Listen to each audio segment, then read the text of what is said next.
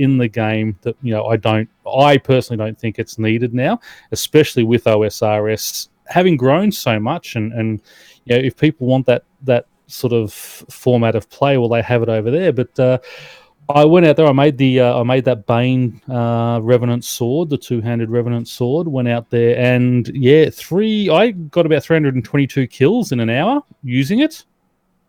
Switched back to Momentum and under 200 kills. Wow! And that's in Revolution.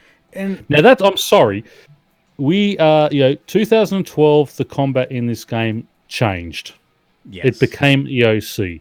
Now, yes, it's a niche area down there, but it's also one of the highest money-making areas for low-level PVMers.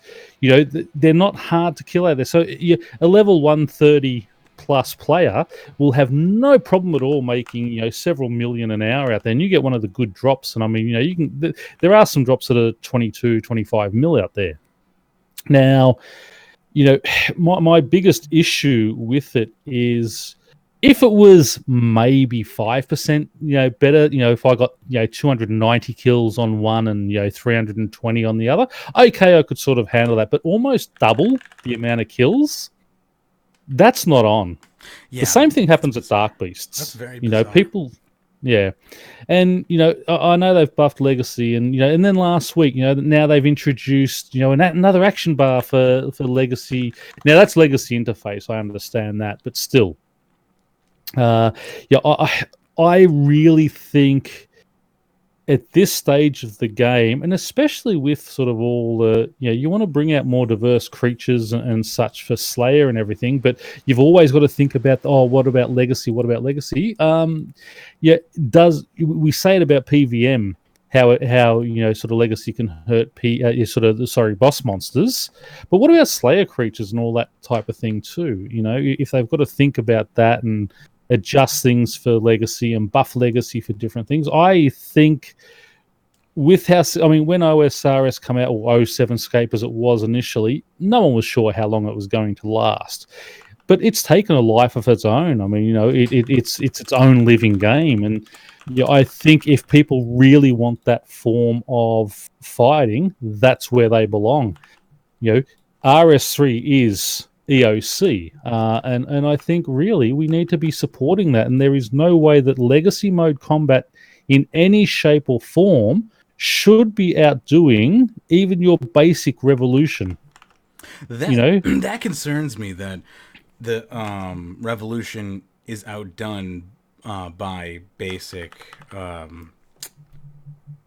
Legacy mode. Thank you. And the only thing I can think of as far as Revenants go is the fact that they're in the wilderness, and why that might be is PvP is often done in Legacy mode, so they might be trying to cater to the fact that people might already be in that mode, which is not a good reason. Because PKers are... I mean, you're out there in Legacy mode. I got PK'd while I was there, and the guy one hit me. I was in Legacy mode. I had no hope. He one hit me. Oh, sorry, two hit me. He froze me and then hit me with a magic spell and just wiped me out. EOC versus Legacy in that mode, in PKing mode, is chalk and cheese. But I mean, that's it. I mean, you need to fix those monsters up to to be weaker against EOC than they are in Legacy, or buff them against Legacy. I don't know how whichever way you go, but the dragon, the Revenant Dragon in Legacy mode, the average was 3 hits to kill it. I got a couple of 2 hits on it. I had 1 5 hit and a few 4 hits, but on average it was 3 hits.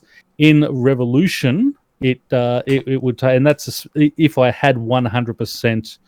Adrenaline as well, it would take on average 7 hits. Up, I got a couple of 5s, but up to 10. One kill was 10 hits.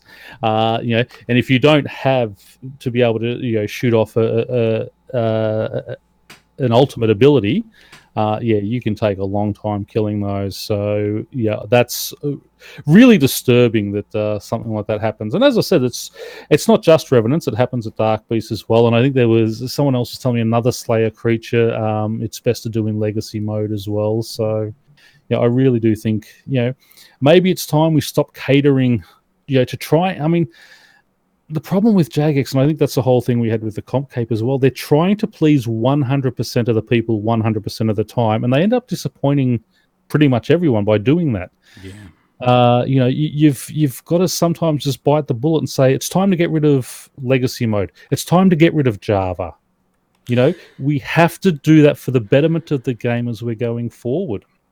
Yeah. Yes, you're going to upset a couple of people, but if people love the game and they like the graphics and such, they'll switch. I mean, Revolution is so easy to use; you don't have to really think about it. At what point is the cutoff, right? Like, at what point are you hurting the progress of the game by helping this small group of people when, in reality, you could actually maybe do more help by taking this small group of people and nudging them along with the rest of the herd?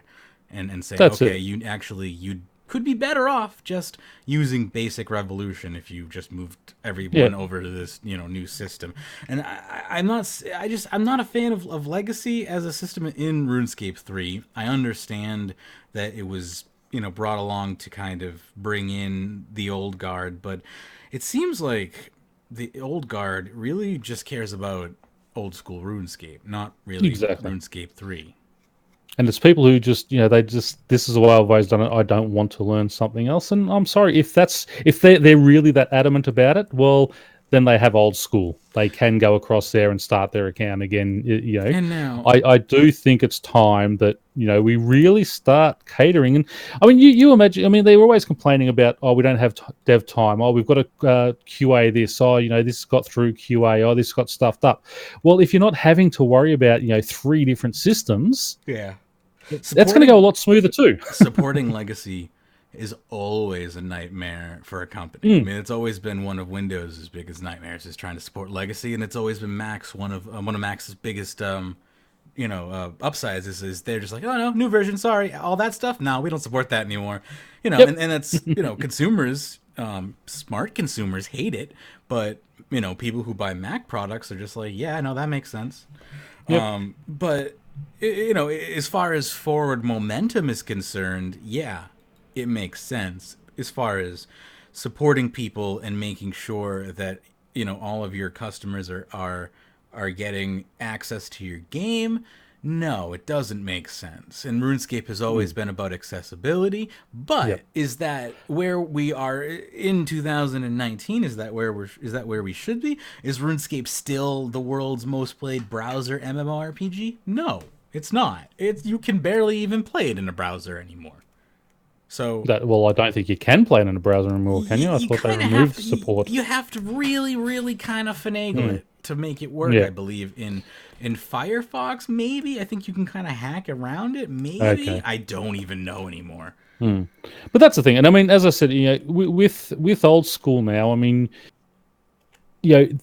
it's become a big entity on its own. I mean, it has more players per day than we do, and obviously that's a lot to do with mobile. Yeah. But still, it's not going to go away. So if people really hate the EOC combat that much, well, there is a game for you. It's funny too. Hydra was saying on his interview that we spent so much time pouring work into a system that is based off of mashing buttons on a keyboard, and now we're putting all of our effort into porting the game onto a platform that has no keyboard.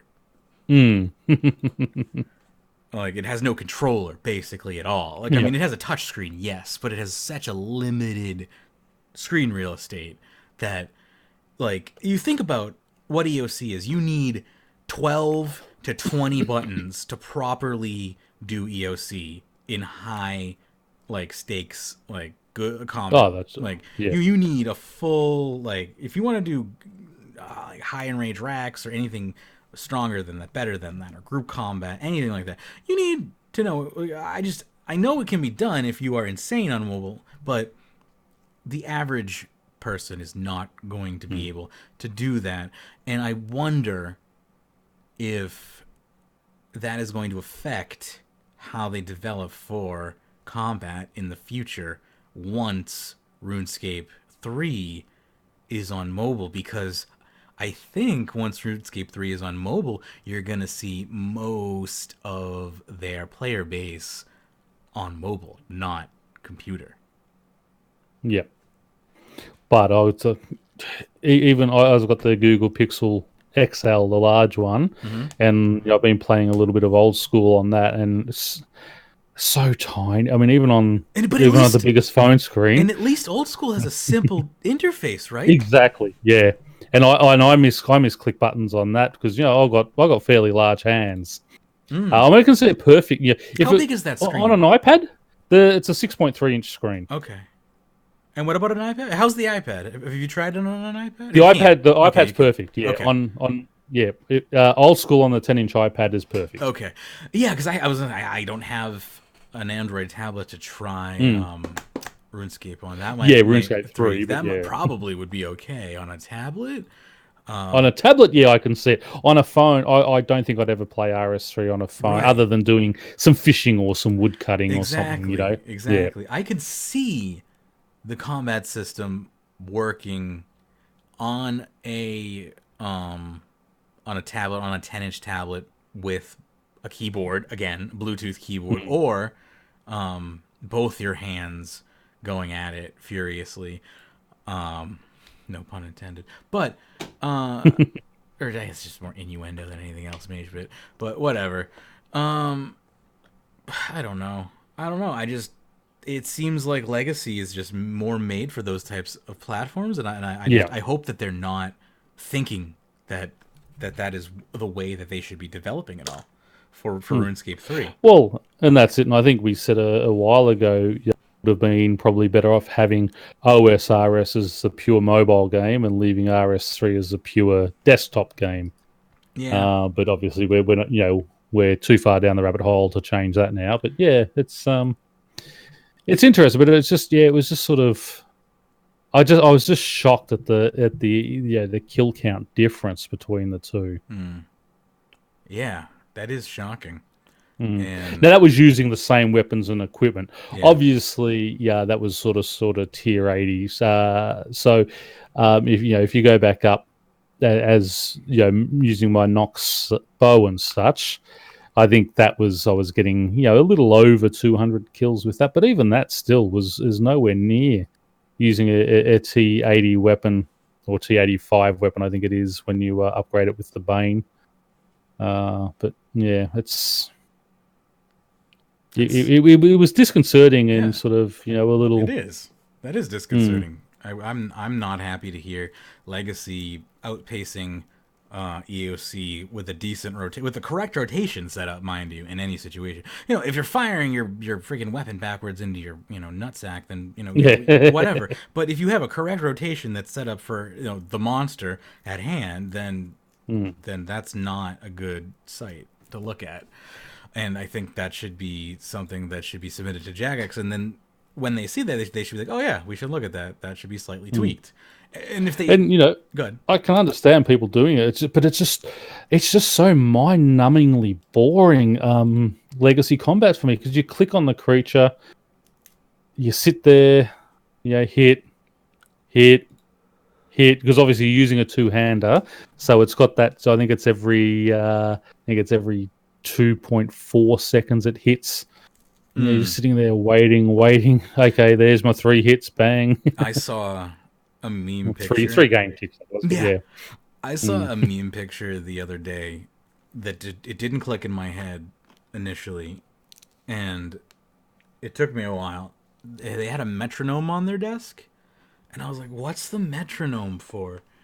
Like, why would you have a metronome on your desk? Like, because I've had a metronome all my life. I did music as a kid, so I was like, and I had a metronome next to my desk all my life, and I never used it. Like hey, he's got a metronome. I had a metronome. Why doesn't he have a metronome? I'm like, oh, he used it to count the effing ticks in the game. And I'm like, I never thought to do that. That is nerd level fucking cubed. Like, wow. That's too nerd. Too much nerd. That's someone one ticking all the way. I mean, it's pretty impressive for sure. That's it. I mean, you were saying earlier as well. I mean, you saw, you were watching a Twitch stream, RS3, the Castle Wars, not Castle Wars. Yes, Clan Wars Safe Portal. Clan Wars. Mm. Yeah, they were doing Safe Clan Wars free for all, and they were just using Legacy, having a good time. And I was like, is this 2016? 2016? Is this 2006? What's going on here? Like, what am I watching? People are just having a good time with Legacy combat, and I was just weirded out by it. But at the same time, it was really endearing. BladeCom found it and PM'd it to me, and then I tweeted it out because I was just like, hey, this is not something you see every day or ever, because A, PvP is like dead, and B, like, Legacy combat I thought was not a thing. But apparently now you're telling me, like, people are using it for Dark Beasts and people are using it for Revenants, and it's starting to apparently make a comeback, and I'm not really thrilled to hear that. But I don't know. I'm okay with it being used in a PvP. The only time I want PvP, the only time I am okay with Legacy combat being used is in a PvP scenario, because for whatever reason, Jagex cannot seem to figure out the numbers when it comes to doing damage to each other's player characters, and we just die in 10 seconds. And I wish it was 10 seconds. It's about 1 second. Yeah. Well, as I said, I got 2-hit PK'd when I was in Legacy mode, and I had no chance against the guy. Yeah, no, it's silly, and it makes no sense. So, yeah, I am not sure why. Also, I'm not sure why my on-screen my chat box is not working. Test real quick. Anyway, but yeah, many things are weird right now on my screen. Anyway, continue. Anything else you wanted to say in regards to that? I'm gonna read. No, just as I said, I really think it might be sort of look at. Thieves is saying, do we really need Legacy to keep going, or do we now move across to, because OSRS is its own entity, has its own huge player base. That maybe for people who want to play that's where they need to go, and just make sure we develop the game fully with EOC in mind, and make sure EOC is by far, it can't be half the kill rate of Legacy mode. That's just ridiculous. There it is. Right? No, it can't. It should not be half the kill rate at all. There, I fixed the stupid thing. Thieves is saying, seems like the skills are being changed with mobile in mind. Pickpocketing would be pain on mobile. Safe cracking is perfect. Box trap hunting, horrendous. But clicking butterflies is easy peasy. So it's very well possible that they, a lot of things are mobile minded, and hopefully they are not just going to strip away. They're not going to obviously strip away EOC, because that would destroy an entire community that they've worked very hard to build. Yeah, of course. But, I also am curious to see why they are so interested in supporting Legacy as far as making it almost better than EOC in some scenarios. But anyway.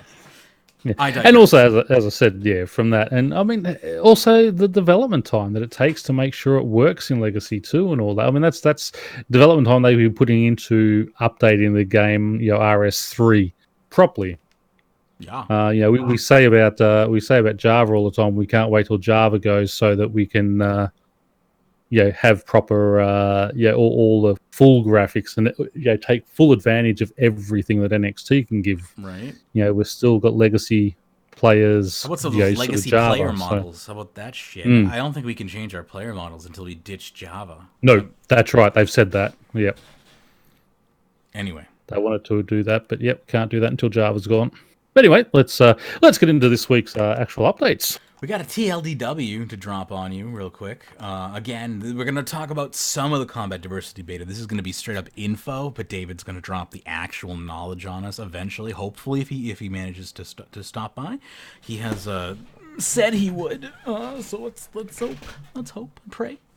But anyway, TLDW number 437, Combat Diversity Beta Playthrough and Bank Improvements and Placeholders Project Update. Let's be honest, all we really care about is the bank improvement stuff. Yeah, exactly. So, new changes. It uses a similar style to the Quest Point shop, which is actually, it's nice. It's actually really pretty. I like the nice color that they use. Again, if you're watching live, I'll bring it up on screen real quick for you. But it is like, it's almost a baby blue, or is that just because he's in Prif and it's kind of transparent, I guess? I guess it's more because they're using a transparent bank. So I guess you could set it to your transparency now, and maybe I just use more a thick bank. Maybe I'm using a high transparency. I don't know. But anyway, if you look at the layout here, it's very similar to kind of how we have now, only you have your item placement in the bottom right where you can choose how many items you want. Your tabs are where your tabs are normally. I don't know. Things look it doesn't look too different from the way it is now. It just looks a lot cleaner as far as I'm concerned. And then you have item movement options. Got a hamburger menu down there that scares me a little bit. Who knows what's in there? Item delete option maybe? A little like there's like a cake with an X through it. Your little note option. All right, let's read on. Let's see. So what are the new changes? It says there's a blue filter. Items appear better. Semi-transparent interface. Okay, so it is a semi-transparent interface now. That is new. 49 bank slots have been added for all players. I will fill those up very quickly. Yeah. Max bank. Well, it won't take long. Yeah. Free membership in bank space is now only displayed as a single item. Moved other storage options to Diango and Play Your Own House behind a single button. Depositing items Depositing items while searching will no longer cancel the search. Oh, that's lovely. That'll be very nice.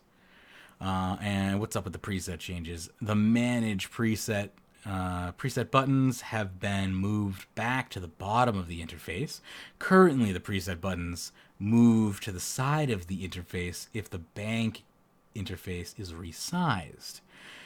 The bank button scale in relation to the size of the interface, so they have a picture of that. So if you scale it, it will change and everything will kind of move to the right hand side if you have a smaller screen, whereas if you have a bigger screen, things will, I think, be more along the bottom. So that gives you options depending on the size of your screen there. Item worn in preset editing. Edit presets by dragging and dropping items into the preset. So that's pretty cool. They give a Twitch clip along with that. So you can literally just grab an item and drag it right into your preset, and it will change the preset, which you could not do before. You had to go and change the entire preset, I guess. Anyway. Right-clicking and saving preset. Players can right-click the preset icons and save the preset to that specific slot. Change the Beast of Burden preset icon to look like a familiar. Presets Presets will withdraw similar dose potions if you run out. Smaller dosed.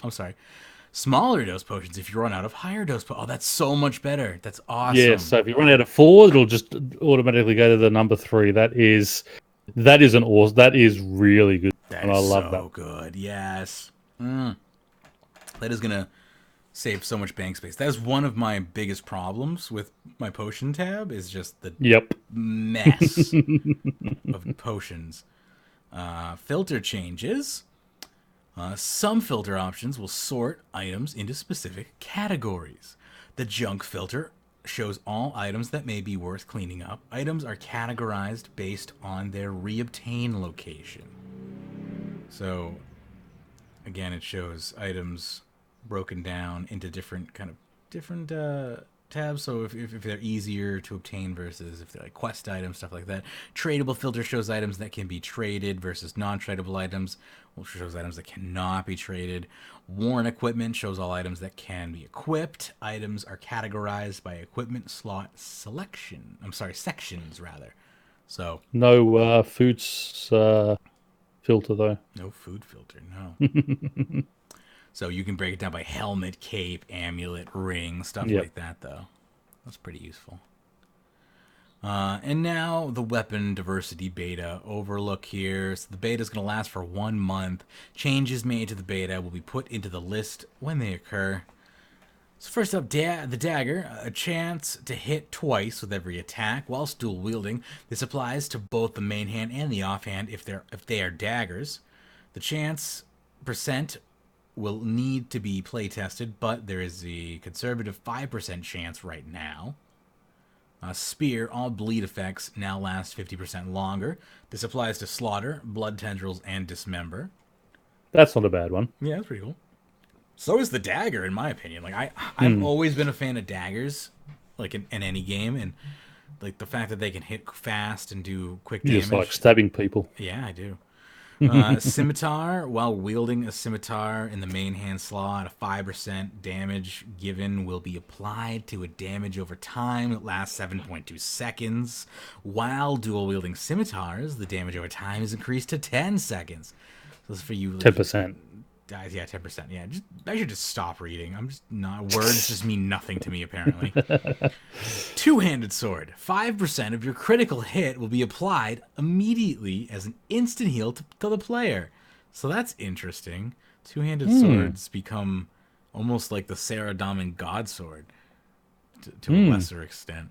Maces, everyone's new favorite weapon in the game. While wielding a mace, 200% of your entire equipped prayer bonus is added to your strength bonus. While dual wielding maces, this effect would stack to 300% of your prayer bonus. And that's just been the biggest meme on Reddit for like the past few days. Maul, plus 5 tiers of damage, but minus 5 tiers of accuracy. So that's like Berserk times a million. Range. Would you like to do range for me while I take a sip of water here?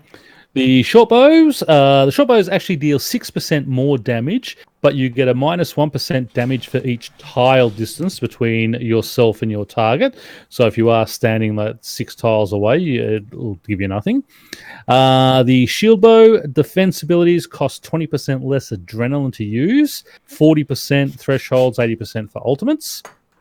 A one-handed crossbow will give you a 2% chance whilst using a basic ability to use the same basic ability at the same time or one tick after, which doesn't generate adrenaline or incur a global cooldown on the action bar.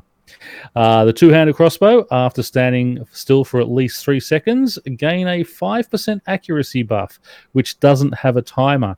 If you move, this buff will now have a 5-second duration. If you stand still again for at least 3 seconds, this buff will be refreshed. It's interesting. Are there any good two-handed crossbows?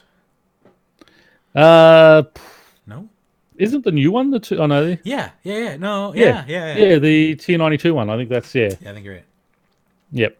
And then down from there, it's just the Royal Crossbow, which is a No, like even I don't care about money in the game, really. I mean, if I want 50 mil, I'll just go and AFK spiritual mages for for a few hours. Money means nothing in RuneScape anymore. No, it really doesn't. RuneScape means nothing anymore. It's all about the fun. Yeah. Well, I play the game for fun, so Throwing knives, minus 5 levels in weapon damage and accuracy, but the global cooldown is now only 1.2 seconds rather than 1.8. And throwing axes, you currently gain 2% adrenaline with no auto attack with your main hand auto weapon and a 1% with an offhand weapon. With throwing axes, this should be increased to 4% and 2%, so basically doubles your adrenaline. Oh, wow. And finally, moving on to magic, air spells. You'll gain a stack which increases your total armor by 1%. This can stack up to 10% and last for 10 seconds. Fire spells. There will be a 5% chance to activate an extra combust ability. The second combust acts like the magic ability combust, but can be applied at the same time as the player's combust. What this means is that any other ability that affects combust, like invention perk lunging, also affects the second combust. If the effect triggers again before the second combust expires, it refreshes the duration back to full. Water spells. When using a water spell as your selected spell, when you deliver the finishing blow, a water globule should spawn where the target died. When the player walks onto that tile, where the water globule spawns, the globule is removed, and the player is healed for 2% of their max health.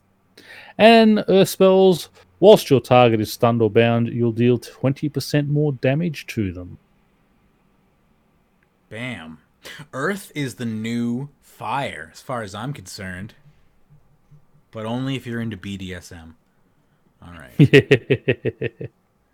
You need a friend. You have to have, like, that's like the new PKing spell. You got to be with somebody to use the earth spell. Someone uses fire, someone uses earth. I'm into it. So that's your TLDW. The one thing just up in that bank Sounds thing, cool. just the one thing that does worry me, because I use the sort of Diango a lot, but for the extra space. Yeah. Now they've done it like an other storage options. They put it behind a single button, so it's going to be now the extra click.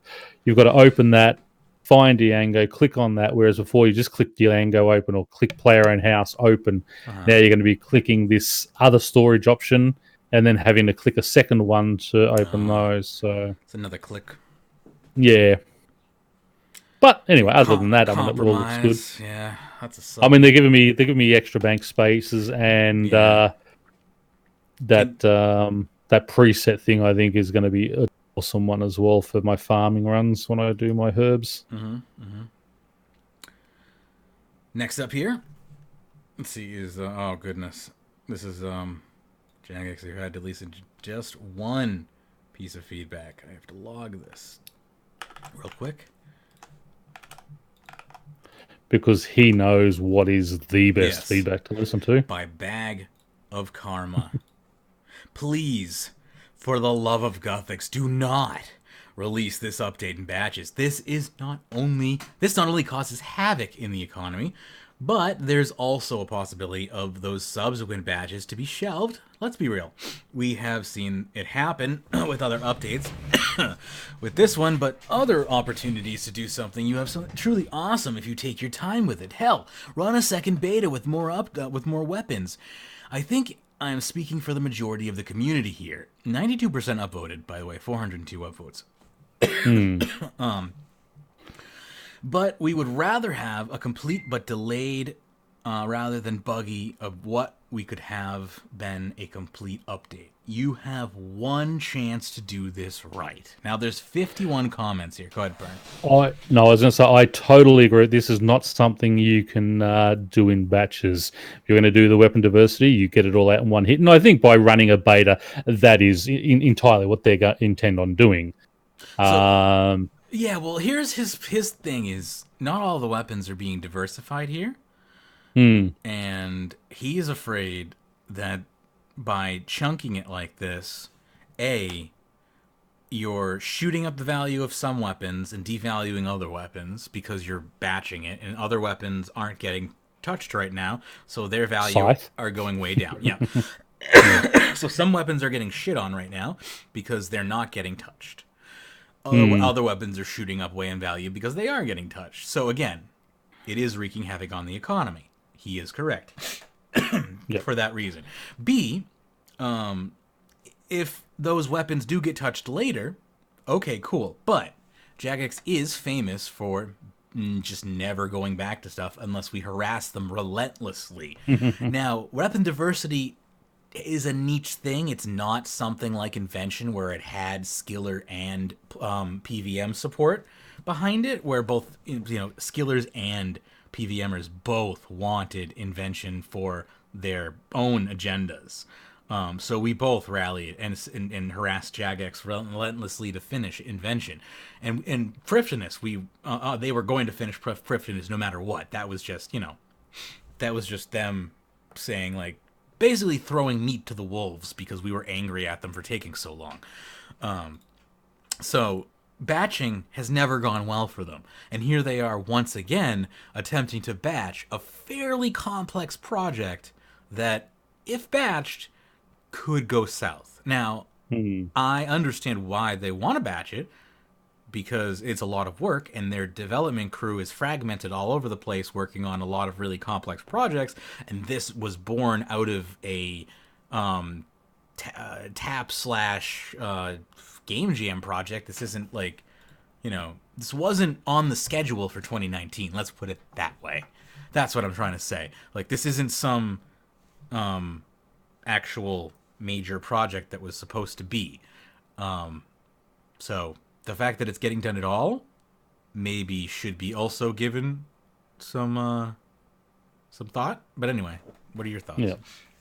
Yeah, I mean, I don't really. I mean, I play the game the way I play it. As long as my scythe still works the way it's always worked, my Nox bow works the way it's always worked, I'm going to be happy. It's anytime you change stuff like this, there are going to be market fluctuations. Yeah. That's right. Yeah, I just I don't play the markets for weapons and things. Sort of banking on all that type of stuff. And people are going to do it. Some people are going to make bills. Some people are going to lose bills. But that's the way it always runs. But so this might be a good time at the end of once they get all this weapon diversity stuff worked out. Hey, we don't need legacy anymore. Cut it. Right. Batch it in with that. There you go. The top comment here with 50 upvotes is, hey, man, I think you've misunderstood. They seem to be trialing these changes as a way to make more PVM content for Tier 92s and not to move on from Tier 92s. They don't want to move on to Tier 95s too quickly, but they're forced to if they want to make PVM content. So their interest, so instead they're expanding on the weapons in each tier. They'll probably be releasing these things around once at a time at best. So that's also another thought, is these might not all be just dumping into the game at once. These could just be coming out batched, literally piecemeal, one at a time here and there. This might not be an actual update in of itself. We don't know. More info is needed from Jagex. Again, this is all just players freaking out like we always do, right? Yep. That's all it ever is. So that's why we can't have nice things, because people just want to freak out on everything. Yeah, that's why we just need to wait for dev blogs, because it's too confusing on the CompCape and it's scaring me. I don't want it anymore. Speaking of, we have a nice CompCape dev blog for you right here. Would you care? No. I'm not right. They can stick their. I'll do the next one. They can stick their CompCape. No, I'll read it for you because you read the last one.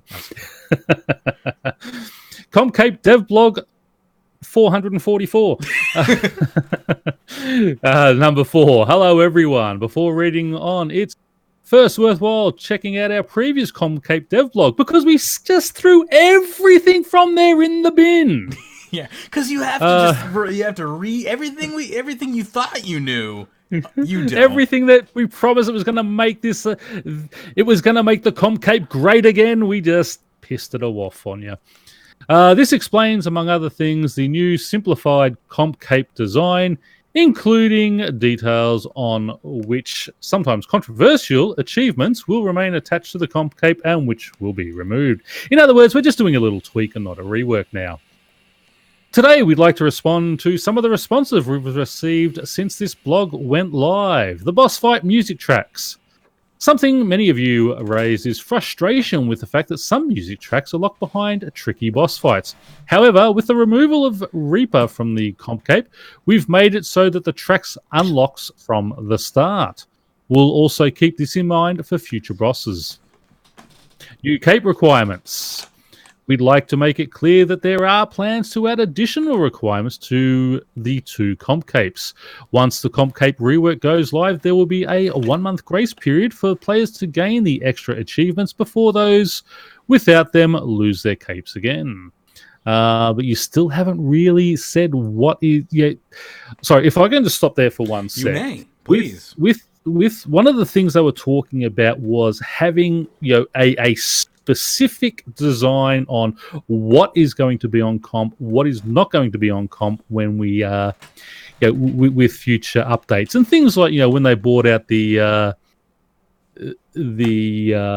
player owned farms. Oh no, we'll just throw in a little weather changer there, so you can unlock it, and then bang, you get your comp cape back again. You don't really have to do the farm and unlock all the things and breed all the different. Breed at least one set of each of the animals. Don't do real work. Don't have to play the game or anything. Yeah, and this is a whole, and this is what had me excited about the actual comp cape rework was that stepping stone that they were talking about between max and comp, having those, because it is such a large thing. Once you hit max, to go from max to comp is such a huge step. Just having those stepping stones between there was such a brilliant idea. So you could break it up into little steps. Okay, I can achieve this. Now I can achieve that. And now I can achieve this, rather than just going, well, I have to do all this to get that comp cape. That is my biggest frustration on why the other one has been thrown in the bin. Now, where some of the additional requirements that they have now thrown on, the been there, done that, on the trimmed comp cape only, the salty, the sandy, and the EIO, and an updated work on your artisan that requires the Necturion, Invictium, and Ethereum outfit unlocks. Salty, sandy titles, I mean, that requires doing the full arc and all that. I think that should be a normal comp. I don't think it should be on trimmed comp, but, that's dotting I's and crossing T's type thing, really. Sure. It's still, at least it's there now on something. I think another thing that should be included on either the comp, I mean, I would like it on the comp, but at least on the trim comp, should be something like the Master Quest cape. Because trimmed comp is pure, doing everything. I really think Master Quest cape should be one of those added to the trimmed comp, especially if you're adding things like the work on your artisan, salty and sandy to that one. That's where the Master Quest cape would sort of fit in properly with that. Somebody talking about comp cape. Oh yeah! It's Blade Comp. Sorry, I thought it was David. Anytime we get into a comp cave discussion, that is a portal could possibly open some Blade Comp. Yeah. So I'm still not happy with what has happened here, but I mean, that's what they've decided. They're the devs. I'm just a player of the game, so Pyrnassius has relegated himself to this nihilistic position now. Well, that's I'm still going to enjoy the game. I'm going to play it my way, but it has really diminished my enjoyment and sort of what I've been looking forward to for this year, having sort of those different tiers to aim for. Because I mean, I like having goals. I like sort of chasing those type of things, like chasing the pets and all that type of thing. Yeah. And what they had was perfect for me, and they've sort of taken that away. So okay, that's it. But I really think on some of these, we still need to have a set guideline on what will, if new content comes out, this has to be done for your comp, whether you don't like it or not. If you want that comp cape, you have to get it done and you have to complete it properly.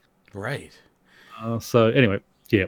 I'm really sad that there isn't the 3-tier path that gave me something interesting to do as a skiller. Like this basically just goes from something for me to do back to nothing for me to do. Yeah, exactly. Even if they put a little star on, like on your clan capes, you get 1 star, 2 star, 3 stars. Just do something like that. I don't care, just something basic, but just have that stepping stone is what I really loved on the other one. Do you have any thoughts, BladeGom?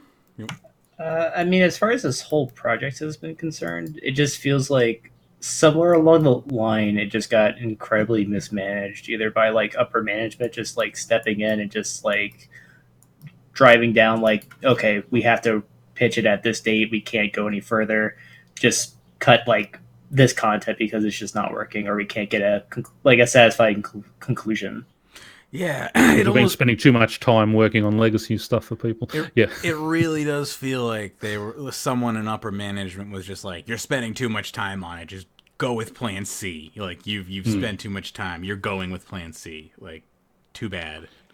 And what was so disappointing is with Mod Jack, for the job that he did with with the mining and smithing rework, everyone was so excited about him taking on this project because you knew it was going to be something good out of him, and then bang, it's a tweak.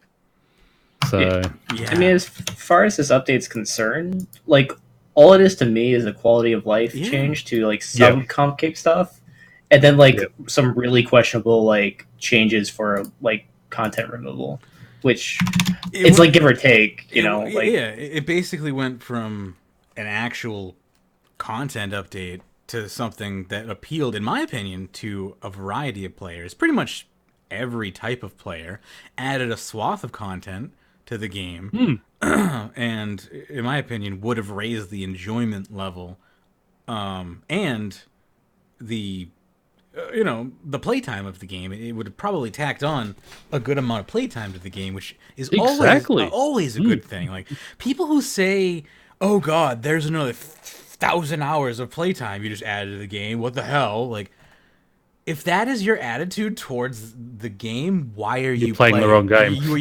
Go just play single player games. This is not the type of game for you. Living game is the wrong type of game for you in that case. Like trying to complete content and then getting angry that more content keeps popping up for you and that your cape keeps adding to and you have to keep getting it back. Like that should be exciting to you and challenging and enjoying. And like, I understand that like the current status of it is frustrating, but the fact that they had this exciting new system that was robust and resilient and appealed to more people opposed to focusing specifically on a niche player, I thought was really brilliant. And the fact that they that they stifled it and yeah, good. No, you keep going. I think that they stifled it and really turned it into a quality of life. I'll be positive and say that, yes, it is a quality of life improvement, and the things that they are doing to the comp cape are needed changes to the game for the most part. Some of the changes they are making, in my opinion, again, warrant a change to the name of the cape. It is not a completionist cape by the sake of its actions. The things that you do on that cape do not complete the game. And the other cape came way closer to doing that. Honestly, the concessions and accessibilities that are being made to the cape with these new changes are going further away from being it a comp cape. Yep. And mind you, I am a type 2 comper. I mean, we had a really good comment on one of our episodes on YouTube about being a Type 2 comp player. When we had that episode that I read, and for anyone who thinks I don't read our very few YouTube comments, I do. But yeah, I think there are many people out there that are Type 2 compers, and unfortunately, it's again just the vocal minority that ends up taking over in these types of scenarios, and accessibility generally wins out over because you have to generally pander to accessibility. And it's not necessarily a bad thing to pander to accessibility. I would never say that it's a bad thing to give concessions to accessibility. By all means, that's not a bad thing. But it's also not a bad thing to develop content for people across the game. Like cutting all that stuff out was also not a bad thing, including the quality of life improvements in all of those things. Like I believe, was it Sudi or was it? I believe it was Sudi. Am I correct? Who made that modified version that we read? Yeah, that was a couple of weeks ago. Yeah, a couple of weeks ago. Was able to include the concessions along with a modified version of the comp cape rework, and they harmonized wonderfully, and you were able to keep all of those beautiful tiered updates, but also you were able to make those concessions so the people were still able to get those cosmetics that they wanted to get, and were able to basically, not have to worry about the crazy Castle Wars requirement if they didn't want to worry about. But people who had those 120s were able to get, the word Recognition. Thank you, the recognition. My brain doesn't work well anymore. That's right. Yeah. Good. Like I'll say this: since they're adding like the salty, sandy, and a few other requirements like the breeding log. Yes. Like I'm actually doing that content right now, and at first I was dreading it. Like, oh no, it's just more content that I have to do. That's long gated. Takes me about a month or two to do. But now I'm like, now that I'm in it, like the middle of it, I'm really enjoying actually being forced to do it, and like I'm learning new things about it. Like I never had the one tick hunter before, but now since the other update, like I'm also doing that. So it's maybe you just learned something new about yourself right there, that you enjoy being forced to do things. I guess so. It's just an interesting scenario that because it's normally just coming to the trim. Like I have a reason to do it, so now I'm actually doing it. And right. Yes, I think that's the more of the thing is when you're lended a reason to do something and it's given an actual meaning, then you're like, oh, cool. Now this has a substance. There's an actual reward behind it. It's no longer meaningless. It's not that you're being forced to do it. It's more that Jagex has given an actual accolade behind it now. So a complete drive to just do this content I probably never would have explored otherwise. Exactly. But that's it. But when it was before, you would still have to do this for the trim comp, but it was part of the exploration. Yeah. Now I have all of those titles. I have the salty, I have the sandy, I have the EIO. I am working on the work on your artisan. Not because it's trimmed, but because it's an achievement there for me to explore as part of the exploration or as part of the skilling type thing. I have a master quest cape, not because it's got any great stats on it, but because it was an achievement that I could sit there through the lore and work through and just do. And that's what the the previous thing that they were talking about that had me so excited. It lent validation to those and gave you a stepping stone and hey, I've done all these, and here's just a little cosmetic cape that I can sort of wear and sort of say, hey, I've been able to do that. And now you've just taken that all away, and as I said, it's great that they're adding it to trimmed comp, that that these type of things, they are part of the game and should be there, because if it's a comp cape, a completionist cape, you should be completing those areas. But as I said, I really hope that they also add the master quest cape to the trimmed comp. I think it honestly should be at this point. It feels very bizarre that again, I haven't done the elite dungeon achievements for the lore cape at this point, and that's the only thing I'm missing for master quest cape. But it's I'm trim, so it's kind of why get this other cape when I have a quote unquote better. Yeah, and I mean, I've got to go and get the lore books out of the third one. But I mean, I was so excited to start going and get, and I just have. I've just sort of given up on all of that type of stuff because of what they've done. I don't even have my master quest. Haven't even got my master quest cape back, which is every time something come out since it's been released, I've always gone and gotten it. But yeah, I just ignored the Elite Dungeon 3 one because of the way they just sort of screwed it up. Because it's like, well, yeah, great, it's a good-looking cape. So what? You're not giving me anything for it anymore. There's no sort of recognition saying, "Hey, well done," type thing for doing it. But anyway, shall we move on? We can indeed. I've sort of had my complaints about it before, and sure. I'm sure people don't want to keep listening. The only other thing I want to say is, what about that profound halo? Before we sign off, we'd like to show you that new profound halo that you'll unlock for completing the profound achievement at Castle Wars. What about it? Do you like it? Do you love it? Do you hate it? Is it gross? Do you care? Who gives it stuff? Yeah. I'm pretty sure they designed it to be ugly so people would focus on that instead of them getting the comp cape. I hope so. That's what it feels like. I hope so. I think so.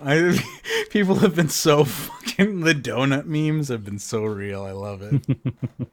Anyway, yes. Yeah. Okay, so how the new comp cape will work. From now on, every significant content update will add at least one new comcape requirement and at least one new trim requirement. The only reason we won't add new requirements are if the content update is so small that there isn't really anything to create requirements from, for example, ninja fixes. 2, if the nature of the update doesn't lend itself to requirements, e.g. limited time events, and 3, if there is a strong reason why new requirements shouldn't be added, e.g. the impact to the economy would be too large, the game would be disrupted in some way, it would create too high a dependency on luck. So yeah, but that's basically telling me, okay, it could be just a music job. We're going to chuck an extra music track on there. That's all you have to do. Don't worry about completing it. Just unlock the music and away you go. Which is what they did for the farming. It still doesn't give a definition of what, and that was what I loved about the old one. It gave a true definition of what when new content come out, what should be done for for the comp title. Yeah. Only having music and as your completionist goal is also pretty lame. Which is what they did for farming. I mean, that was pathetic. Unlock the 4 music traps. Whoop-de-doo, Anyway, the comp requirement will be something which requires you to participate in content long enough to understand it. Essentially, the comp should represent a player who has played everything. A comped player is a player you can ask about any update and they'll be able to tell you about it. Sing for the Lady, Uncorrupted Ore, The Lost Toys, and I'm Forever Washing Shadows are good examples of comp requirements. They require you to play enough of the content to understand it. In contrast, the trim requirement will be something which requires you to have completed content to whatever extent is possible.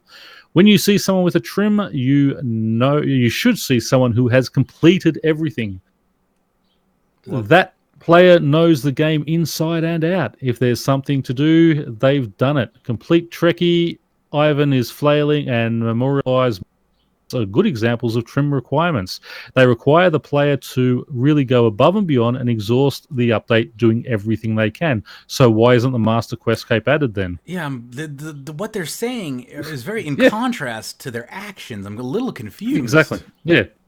You don't even need the Reaper title or killing every boss now for a trim, so it's yeah. And that's right. I mean, Reaper should be definitely on trim. Is this JMod being held hostage? Is this some sort of canary signal? Are they trying to say that does they want to make the other update? It's oxymoronic. That's all it is. Yeah, I think so. It might just be oxymoronic, and I'm just trying to read into it or something. I'm sad. It's just they just keep they're just going against everything they're saying. They say one thing and then turn around and they're doing something else. It's just look at my right hand while my left hand is diddle in your pocket. The one exception to trim are things which we consider so difficult or time-consuming that they don't belong even on trim. Those requirements either have such a high skill requirement that the vast majority of players couldn't accomplish them, or involve such a long and mindless grind that we don't want to push players to complete them. Telos 4K is an example of something which is too difficult, while 200 mil XP in a skill is an example of an accomplishment which is too much of a grind. We may still create achievements this hard or grindy, but those achievements wouldn't be part of trim. So, go ahead. No. I want to just touch in with there, and now 4K Telos, 200 million XP, those both being fair enough, yeah, achievements. Now, as far as Telos 4K, they mentioned an insane level on the cape, right? There was a tier 3 or a tier 4, I believe. A tier 3. They was saying, they could introduce something for that thing. But, yeah. But, Telos 4K and 200 million, those types of things don't need to be recognized, I think, for obvious reasons, yet or ever. But Telos 1K should be there, obviously, because there is something that unlocks at 1K. But 200 million is just there because that's where the game ends. That's a cap, exactly. Capping the XP. 120 has something there because that's where they decided 120 Dungeoneering was going to exist when they released Dungeoneering randomly. Go ahead. I feel like there's some still like some of the things are still ill-defined here too, because like they're saying like long-term like grinds or meaningless grinds. Like there's still the statues that take 30 weeks to complete. Sure. Yeah. So does that like where's that like upper cap? Like it's not really what's a long-term grind. And I mean, what's a long-term grind? Every 99 is a long-term grind. But it's very subjective as to what is a long-term grind to you. What long-term grind is enjoyable versus what long-term grind isn't enjoyable. Like, in my opinion, most of my 120s have been enjoyable. Some have been hell. Not all of them. Most of them haven't. I've enjoyed a lot of them. Most of the gathering ones I've enjoyed. But, like, I really did not enjoy, let's see, construction. Yeah. Fuck construction. This podcast is getting an explicit rating. What else? Dungeoneering? Nope. Hated that one. Summoning. Did not like summoning. Summoning was so easy, though. It was so mindless. Yeah, it wasn't. I just didn't like it. Yeah. And, I mean, fire making I wasn't a huge fan of, but I didn't hate it. And that's about it. There's a few... crafting I'm not done with. It's a little slow because I'm doing it the slowest way possible, but... I mean, there's also things like agility that just don't even have a point like a 99 that you're just grinding out to a Yeah, I mean, I my 120 agility I kind of liked. The Pryftinus agility course is kind of zen because of the way you click. If you line it up properly, it's just click. Yeah. Click. You don't have to move them out. Listening, no. I putting it on my main screen and watching my character jump from thing to thing and just listening to trance music and just clicking rhythmically for hours on end is not the worst thing in the world, you know? It's actually, you can get into an actual trance listening to trance music while doing that, and that's pretty much how I got 120 agility. And also how I scared Sorensen into spending all of his bank. But, you know, that's life. Moving along. The Profound Halo. Before we sign off, we'd also like to show you the new Profound Halo that you will be unlocking for completing the Profound achievement from Castle Wars. It isn't April 1st when this was done, was it? No? Okay, sorry. I mean, it just looks like... It doesn't even look like a halo. It is like a gold ring just hovering sort of above his head. It's just a donut. It's like, From what I can tell, it was a recolored rainbow halo. Yeah. They just took the texture off of it. It's like, it looks terrible. I didn't even look at it until today, and that is terrible. Oh, I forgot to get my... No, it is really bad. But I think what they were trying to do is match it to the you know, the time, basically. You know, try going for the old, like, retro Profound. Because Profound was released in, what, 05? 04? 06? Profound looks, like, decent. Like, it actually looks like a really... Yeah, it looks like a really cool armor set. Yes, yeah. It doesn't look like a 2004. Oh, because my brain has it still listed. I haven't updated the database in my brain yet. Hang on. Let me sync it with the wiki. Profound decorative equipment. Now I might want it, damn it. Yeah, Profound has a really distinct, like, nice look to it. Doesn't look that bad, yeah. All right.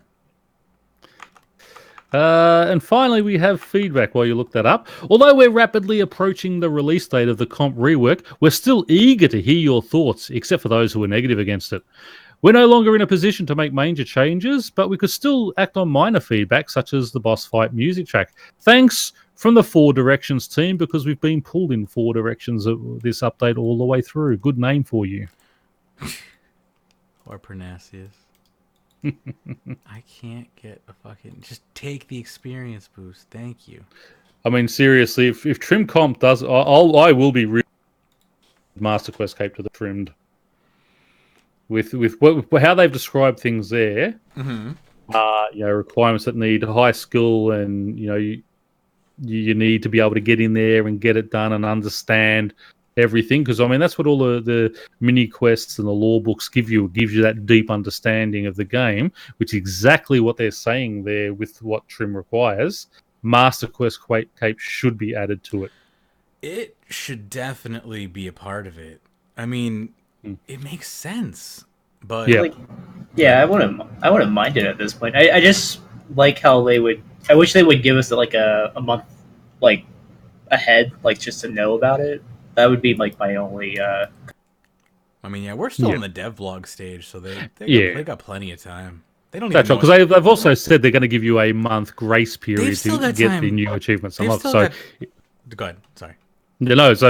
So they say Master Quest Cape's there. People are going to have at least sort of 3 months, because this isn't going to come out at sort of in the end of June, and you're going to have 30 days after that. So we're probably looking at after the summer update before we see the comp cape. So, I mean, they still have time to do a complete 180 and make another project out of this still. So, like, we can't even say that this is the project they're making yet until it's like, Official. Yeah. So let's wait until the devlogs have solidified. Once they're done releasing devlogs, then I will be a little more stable in my opinion. But we do have more opinions on comp. We have one more comp post before we're out of the comp forest. And this one is by Mark Anthony RS, who says, either do comp rework properly or don't do it at all. This got Reddit gold, 2 Reddit silvers, and a Reddit platinum. I didn't even know there was Which a pretty Reddit much platinum. tells you a lot of people want the proper rework. 803 upvotes, 88% upvoted. What's Reddit platinum? I didn't. So it's basically like you can pay the site to like promote a post, but I'm pretty sure like this person promoted himself. Okay. Because these were given to him within like the first half hour to an hour of the post being up. So I'm pretty sure like he himself did it, or like one of his friends did it. Take it with a grain of salt, like these promoted posts. Okay, so it's likely that he probably paid for this. Yeah. Good to know. Reddit is a scary place. Can't do that shit on the official forums, Pyrn. Nerfing both capes significantly and only adding the bare minimum of the new requirements is an insult to completionists. Saying you'll add new requirements in the future doesn't cover any of the content in the past that should be on the capes that has been left off. If you have set the guidelines as to what belongs on the new version of the capes, then you need to go back and add every relevant piece of content as requirements instead of giving us this half-assed bullcrap. At the very least, trim should have bosses on it, as they were significant content updates. It should also have all permanent unlocks. Minigames should also be represented, as they were content updates. If all content updates were added as recs in the future, then all past updates need to be added too. If you aren't going to do that, don't do the comp nerf at all, because it sure as hell isn't a rework. Also, that Halo is disgusting. The top comment with 204 points says, wouldn't be Jagex without a half-assed update. Now. I mean, it's got a lot of upvotes, but, there's like a good solid 1,000 people that I would say are behind that don't, like, this rework needs to not be done that way, but I might be one of them, Again, I'm a type 2 completionist. I don't think that what they're doing is correct in the form of this is a rework or this is a completionist rework. This is not anything more than really a minor quality of life and a bit of a nerf. Any other thoughts here? I don't disagree with what they're saying. I mean, beyond the fact that they probably may have just paid to get their voice out there. Like, there's something really... It's pretty much the same opinion I've been hearing, like, over and over again. Especially, like, the last, 2 days. So, I don't really have much to... like comment on it. Right, exactly. It's pretty much, I think the zeitgeist of Reddit right now is basically either do the comp cape rework all or don't do it at all. Do it all or don't do it. And I think we're all in that boat as well, but at the same time, it's like, I'm not, whatever. The funniest thing is, Reaper was one of the things I thought, I wanted off the Cape. Yeah. And sort of David was sort of explaining, something he said really, resonated with me is, people go and spend, 300, 400 mil, buying the buyable skills, to get those up to 99, just to get that Cape done, so they get comp. That it's not a lot of difference between paying a good PVMer to take you and help you get those those kills that the group boss has done. And I thought that was that actually swung me. I thought, yeah, okay, leave Reaper on there because that is fair enough. I've always played where I've collected the stuff myself and never bought the buyable skills, but a lot of people do. And I thought that was a really good debate. Yeah, that's right, good debate to say. Well, it's a similar type thing.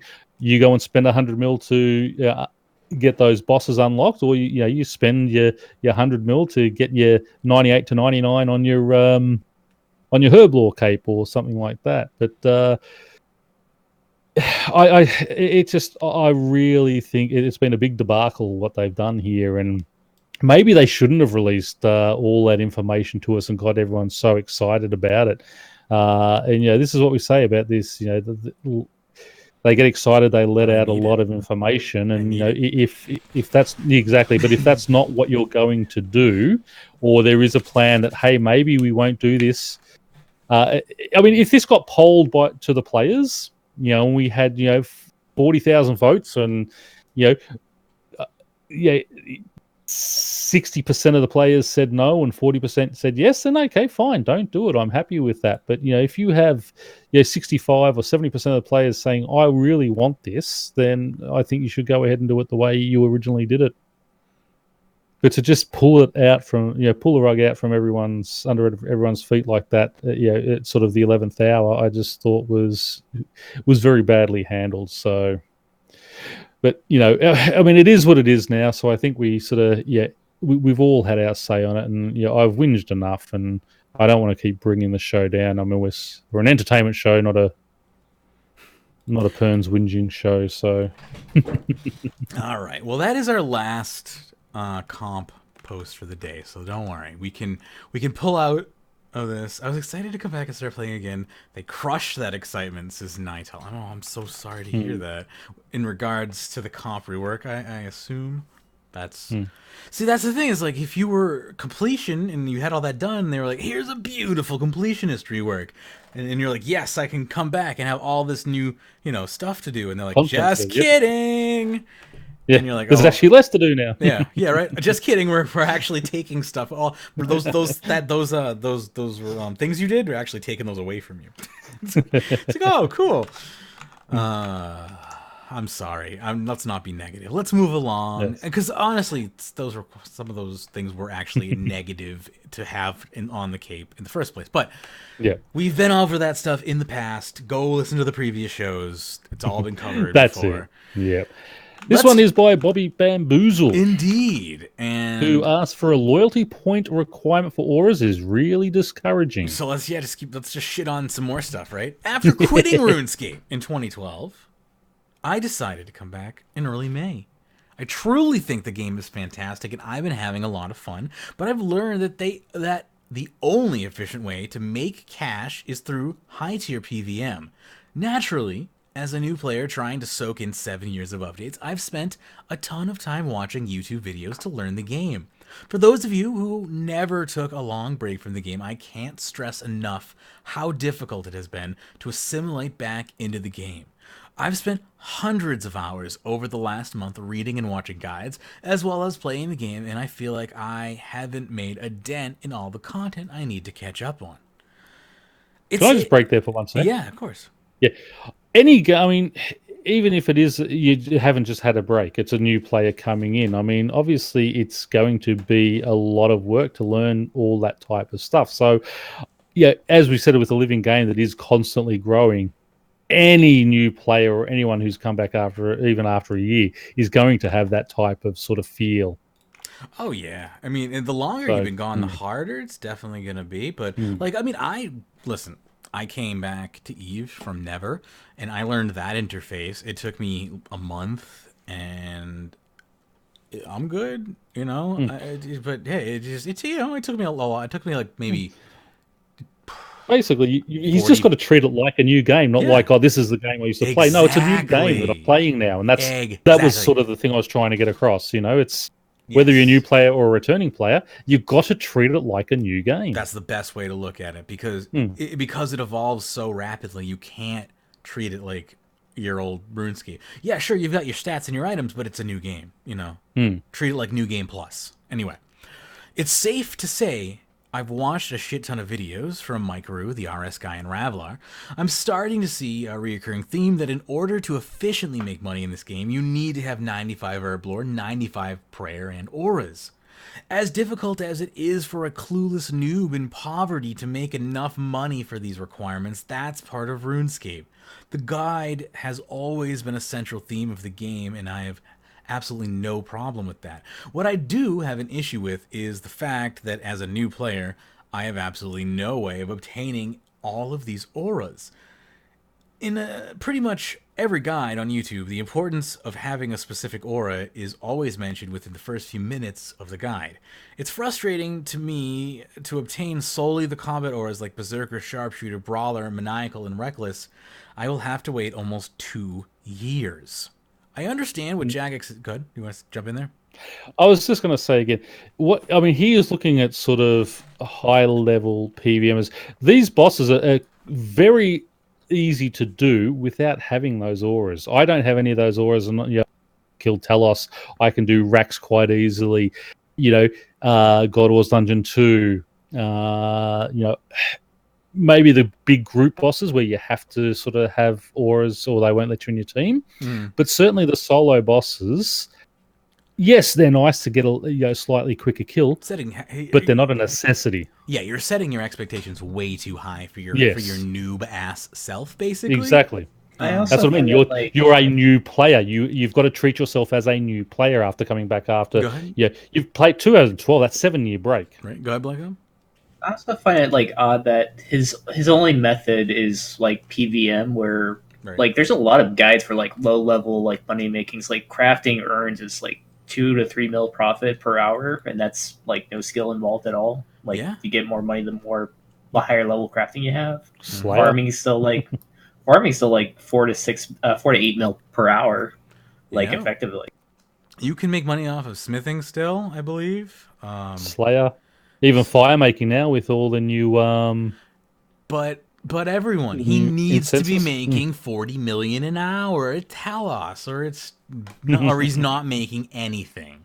So I do think the aura discussion is valid, but I think his points are in.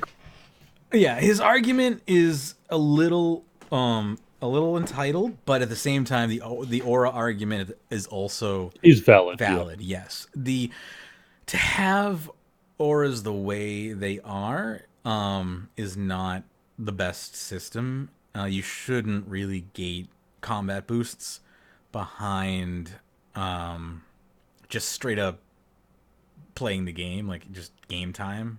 It's not fair to people because that's what I call, and I think it's just a typical game industry term, artificial difficulty, because there's nothing you can do.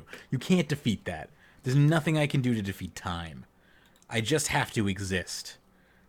And what am I gonna do? Just pay your membership fee for 2 years and then get the auras. That sucks. You can't even pay 2 years in advance and get the auras. That's not even an option. If that was an option, at the very least, you could call the game pay to win, But you can't even do that. So you can't even be mad at them. Go ahead. The only, advantage you can get for, loyalty points is, the Premier Club, and that gives you, 5 months worth of, loyalty points up. Yeah, it gives you 15,000, Hey, I Diggly think. Flaps. 150,000 up front. Yes, And indeed. that's like enough for like one tier 5 aura or something like that. Like it's barely anything. Maybe they start doing those as rare drops of some of these higher bosses to be sold. Yeah, I mean, Put them together, like you get aura fragments. I've said multiple times in the past that I like the idea of putting loyalty points on what do you call them? Daily Logging. And, daily tasks, Yeah. your daily challenges. Yep.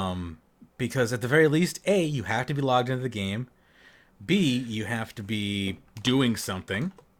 And there you go. You play the game, you're being loyal to the game, and make them only member tasks, or drastically reduce the free-to-play ones, you know?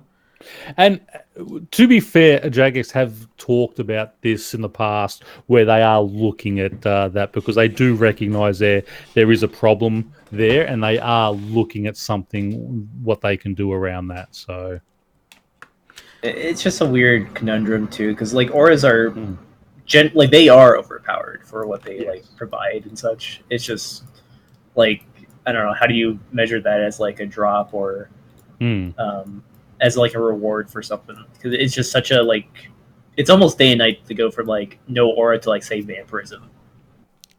Oh yeah. The vampirism and penance are the two I use. Yeah, right? I've been playing for about 18 years now, Diggly Flaps. How long you been playing, Pyrn? 2011. So 7 years. Sorry, that's 8 years now. What about you, BladeCom? I started 2003, so 16 years. There you go. So I would say between our estimated game time, I'd say we have a fair amount of knowledge. Yeah. Anyway, what's going on? What if I could show you guys something you've never seen? But that sounds scary. I don't know about that. Anyway, let's see here. What do we got next up on Doc Pyrn? The Necromancy design document? Yes. Now this looks great. I thought it was actually something by one of the J mods, but Right. you killed that on me. I know, right? So here, funny enough, I was doing Magebit in the morning, and I started reading this on Magebit in the morning. I was like, oh, this is cool. And then when I saw it in the show notes, I was like, oh yeah, sure, we'll definitely do that, because I was like, definitely somebody else liked it as well. So if you wouldn't mind, because I've already read like half of it, so I would like to hear somebody else's take on it now. So yeah. Let's see here. So jumping in, Necromancy, the new elite skill. Introduction. For years, the idea of necromancy as a skill has been thrown around, and many people have tried coming up with ideas to make it fit into Runescape. With this design document, I will aim to create a new elite skill that fits with the themes of Runescape, necromancy, and its linked skills. I will try and flesh out my ideas as much as possible to give you a better understanding of its design. What is necromancy? Necromancy is a new elite skill that links 3 skills together to create a new unique way to play. Unlocking necromancy requires level 80 in magic, summoning, and rune crafting. Necromancy will unlock a heap of rewards that that offer a unique way of playing endgame content. This is with new necromancy abilities, undead potion effects, and the ability to become undead yourself. Oh, level 3 with a fire cape. Oh, that's pretty cool. Oh, is that back when you could there was a way to Jump in someone's instance. yeah, glitch into an instance. That's pretty sick. Yeah, where are you at? I want to see it. That was on. That was in one of the forums a while ago. I saw. Anyway, let's see here. Experience curve. Necromancy will follow the same experience curve as other elite skills, such as Invention and Advance to level 120. Skill Cape of Necromancy. Skill Cape trimmed in Necromancy Skill Cape. So again, they have some idea. They the color here, and they're showing it as purple and green, and the trim version being black and green, which is kind of interesting. It reminds me very Port Phasmates. I like it. Again, I think that it was created by Mayo Maze. That's their Twitter account. If you want to shout them out in game, they're Nathan M. Say, I like your artwork if you want. Even though I don't know you seeing it through your mind. I don't know. Maybe you're psychic. I want to pop down to. I was done 6 months ago. Apparently, it's still possible. That's cool. What world are you on? I'll pop over to the Varric G and check it out. I didn't know that was still possible. Typical RuneScape. Action bug. Action bar, rather. I got bugs on the mind. Below is an example of the action bar with some necromancy abilities on. The idea will be to mix these abilities with your normal action bars rather than a necromancy only bar. I will explain some of the abilities later. So I'm not going to read you the combat formula. I'm going to spare you the math. This will increase the combat level, though. Does that freak anybody out? Is that the spookiest thing so far? That No. the new combat level would be 160? I don't even care. That's 138. Like, Everyone got so mad. I'll go to World GE then. Hang on. Everyone got so mad when it was 200. well, It didn't bother me. 200 was a bad. It was 200 a bad was a formula. bad formula. I know. Yeah, but like 138 is not like a good formula either. It's just No. like People just like because I was maxed anyway when they brought that out. It didn't really bother me because I was max combat. So whether I was 138 or 200, I was as high as I could go. Yeah, it's just the problem was you couldn't tell if the other person was on equal footing with you or not. That was the problem. That's right, because there was something because they dropped something with the prayer or the summoning one or something, wasn't it? Yeah, well, How they worked it out. it only counted like your defense level and like whatever your highest like other stat was. Like That's for right. mage Yes. rate. It was bad. Like Yeah. but like now like they say like you can tell like how close you are to someone else. I can't tell like what a level 90 is. Like I can't tell like what a level 30 is in terms of like stats, you know. Oh, right. Back in the old days, that was very easy to tell. I mean, in RuneScape, when I say the old days, I literally mean classic. The formula was so easy. It was attack plus strength plus defense.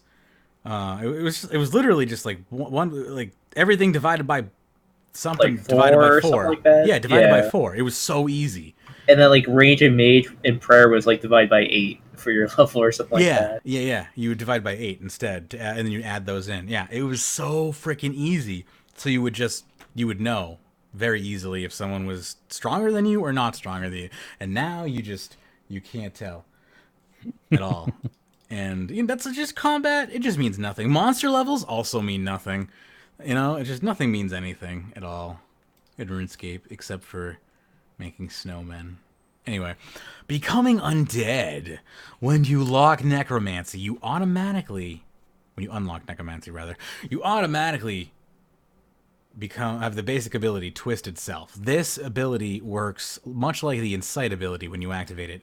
It will remain activated until you turn it off. When activating this ability, you become undead. What does becoming undead do?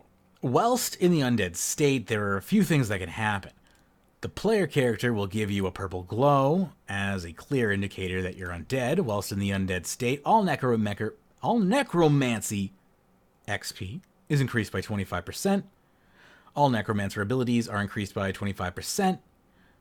You gain plus 10% passive damage to undead enemies. You will be unable to use prayer. All healing items are reduced by 75% effectiveness. Whilst undead, killing enemies, you will automatically gain dead parts. These are added to your currency pouch and are used later on. How much you get is determined by the enemy's combat level. This consumes any bones or ashes the enemy would have dropped. I have added this into the design as a way of creating a risk-reward structure for necromancy and a way of offering a unique way to play RuneScape that isn't currently available. How to gain necromancy levels. The way to gain experience in necromancy varies greatly. Casting necromancy abilities will gain necromancy experience on top of your combat XP. Crafting twisted runes, which are used in casting necromancy abilities, will give you XP on top of your rune crafting XP. Creating new necromancy undead tokens and summoning your undead into combat. Necromancy in combat. When casting necromancy abilities, you will gain XP in the skill. The amount of XP is not for me to work out, but I'd assume it would be around 10% of the combat XP you'd get from killing the monster. I'm still working on twisted rune costs on these abilities, and therefore I haven't included them in the design. Level 1, Undead Magic, Basic. If you have the correct necromancy level, convert the first stack of runes in your inventory into twisted counterparts. Level 1, Twisted Self, Basic. Become undead. Level 99. A little bit of a jump there, levels. Become Undeath, Ultimate. This ability will only activate if you die within the next 30 seconds. When you die, you will continue taking damage for 10 seconds. You will then be resurrected, and any damage you were dealt during death, you will deal extra damage back at your target over 60 seconds. This ability has a 60-minute cooldown. This ability works with any combat style. It's a really powerful reprisal. It's pretty interesting. What's going on here? What do we got going on here? Level 80, Rise. Ultimate. The next enemy you kill will rise from the dead and attack your current target for 60 seconds. This ability will not work on bosses. This ability will not work on... this ability will work with any combat style. That's going to break every monster in the game. Level 110. Twisted Sunshine. Ultimate. Creates a 7x7 purple sunshine where you're standing, granting you a 75% increase in magic damage when inside. Any enemy inside the sunshine will be dealt poison damage every second, equal to 50% of your main hand weapon damage for 20 seconds. Level 110. Twisted Death Swiftness. Ultimate. Creates a 7x7 purple death swiftness where you're standing, granting you a 75% increase in ranged damage when inside. Any enemy inside the sunshine will be dealt poison damage every second to equal 50% of your main hand weapon damage for 20 seconds. It's really cool. Level 110. Twisted Berserk. Ultimate. For 20 seconds, all melee damage dealt by the player is doubled, and you will deal 50% in poison damage on top of you. During these 20 seconds, your prayers will be deactivated. Level 118. Rift of Passage. Ultimate. Create a rift where you're standing. For 30 seconds, all enemies will be drawn towards the rift. All enemies within a 2x2 square. And we go down. So what do you think so far? Yeah, go ahead. On his Twisted Berserk, he said during these 20 seconds your prayers will be deactivated. But up earlier, he said, when you're doing it, you will be unable to use prayers anyway. Right. From what I can understand is that there's a mode, like a activated mode that you can be in that turns you undead, that gives you extra necromancy XP, whichever. So you don't have to activate that to have prayer removed. Oh, okay. There you go. See, Blade.com already on the meta, and it's not even real. Well, I'm trying to understand this. From what I can gather, is he's trying to actually build a class system within RuneScape using like almost like an upgraded class thing from like Ragnarok or Yeah, it's interesting. I'm interested in this idea. I'm also just checking out this level 3 Firekeep over here, Mr. Pacifism. It's pretty sweet. Got it up on my screen. Everyone want to check it out? I'm building a snowman next to it. Level where am I? Level 23. Slipshot is a threshold ability. If your next ranged attack misses, you will gain 100% accuracy on your next attack, and it will deal 750% weapon damage. 23 level also is a slipstream threshold. So again, these seem to work with all 3 combat triangles. So giving you a workaround so you can work within whatever you want to play style as. So again, working as a class, as you said. But it requires 80 magic to start this class. Yes. Okay. So that's interesting.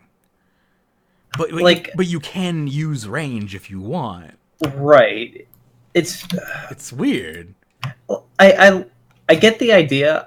I'm not like opposed to the idea, but it's just very like it's almost like un-RuneScape in the way it's designed, to the point where it's like fascinating because it would work in the game. Damn, that's 0 XP on the prayer pad. That is freaking lucky. Say that again, Blake. I'm sorry. I just my brain just shut down when I saw that. The way the idea that is very un-RuneScape-y, like in terms of like it is a class, it is but the way he's designing it, like it is actually designed well. Yes. That it would fit within RuneScape. It's a very weird. Yeah, it's a weird contrast for sure. Yeah, giving you that like, hey, you need 80 magic to get into this, but once you're inside of it, you can use whatever part of the combat triangle you want is weird. Like, I understand why they're using magic to enter, because necromancy and magic are basically, synonymous with each other. Like, you wouldn't have magic without necromancy. It just doesn't make sense. But, yeah, as a class, necromancy it is a class. It just doesn't make any other sense. But, I like it. Still, as a skill, it is very interesting to try and make it, to make this work within the RuneScape universe. Yeah. I'll continue down here. Where was I? So then we have Chain of Strike is a level 89 ability. It's threshold. Deal damage to 10 times your necromancy level to your target. This effect will chain to all enemies around you until your attack misses. Level 54 is a Chill Touch, a basic ability. Attack your enemy for 100% to 212% weapon damage. This attack will also freeze your enemy for 6 seconds. Level 66 is False Life, which is a threshold. Targets your enemy. When this enemy dies, it will explode into a 4x4 poison pool, dealing 200% poison damage per tick to anyone standing inside. These enemies will not drop loot upon death. Level 18, Blindness is a basic. Your current target will become blind and stop attacking you for 6 seconds. So very the basic here. 7 is Blight. For 10 seconds, your enemy becomes 20% more vulnerable to your attacks. Your defense is reduced by 50%. And here's a level 85 ability. Astral Projection. Threshold. Briefly enter the astral plane, attacking enemies' defense instead of their life points. That's more information required. Level 78. Dark Exchange. Ultimate. Siphon your current prayer points. You will gain 10 times this back in life points. That's cool. Level 34. Blood Tap, rather. That's a threshold. The next ability you cast is guaranteed to hit. You take 25% of your life points in damage. Level 104, Wail of the Banshee, Ultimate. All enemies within a 7x7 radius will be stunned for 6 seconds, rather. And level 73, Brothers in Death, Threshold. If your target is undead, it will lose all of its immunities until it dies. There you go. That is... Oh god, there's more. They keep going. Level 12, Ghostly Axe. That was all for that page. Creates a Ghostly Axe, which is pretty cool. I like Ghostly Axes. For 30 seconds, it will attack your enemy, whatever enemy you're attacking. Level 63 is a wall of bones. It's an ultimate. Summon a line of 8 skeletons who will march forward in the direction they spawn, dealing 250% of damage per tick to any enemy they walk into. They will disappear after 10 steps. Level 51, 100, and 119 summon the Colossuses 1, 2, and 3. All ultimates. Summon a 4x4 Colossal Bloat on your position. The bloat will attack anything in a 2x2 radius around it, including the player if standing there. The bloat lasts 15 seconds if 1, 30 if 2, 60 if 3. Level 4 is the Flame Skull. It's a basic ability. Fire a flame at your skull.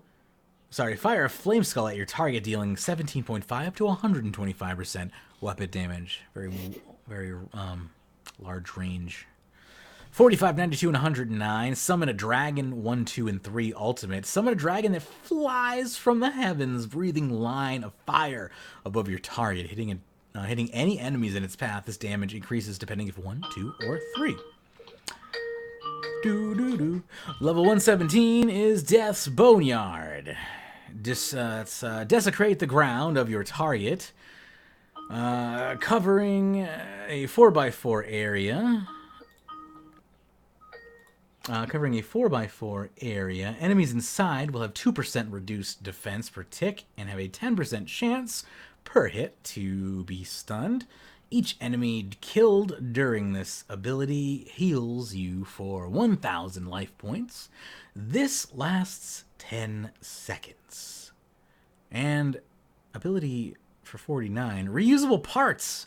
If an enemy dies within 4 seconds of being damaged by a necromancer's ability, your next necromancer ability cast requires no runes.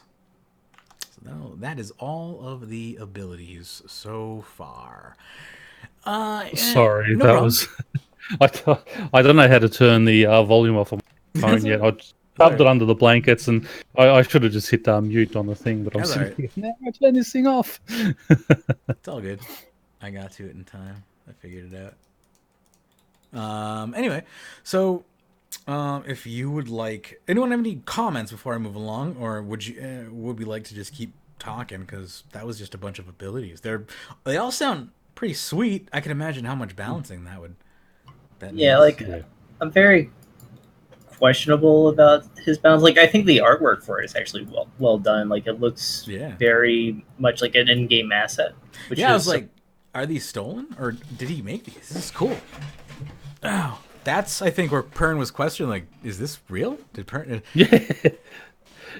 Yeah, because when I flicked down, I thought, wow, because all the artwork and such, it looks like it was actually done by Jagex, is what I thought. So it's all very professionally done. But yeah, it's cool. I mean, obviously balancing and so. I mean, lasting for 60 seconds, I think, is too long. But balancing and so. I mean, it is very, very interesting. But I'd like to see the actual Jagex mods take on it, and possibilities and overpowering what would happen and such with it. Indeed, yeah. Interesting. I would love to see what the JMod replies to this is. I just got a question in clan chat that says, Mage, what did you do to get your range to 99? I am trying to remember. Did you do it pre-EOC? Like, I think so. Then you probably did Chinchampas, and I assume you did it at the the monkeys, the undead monkeys. You think I did something efficiently? I don't know. Me? Slayer. Most of my things just come through Slayer. I mean, think about this, because I did 120 range at Abyssal Demons, so. I know. That cracked me up. That's the kind of person I am. Right, but you wanted the money. I don't even know how you would train rage. Maybe pest control back in the day. Yeah, that's what I'm trying to think. Is I might have done it with heart unit at pest control. I might have. That's a really good question. That's a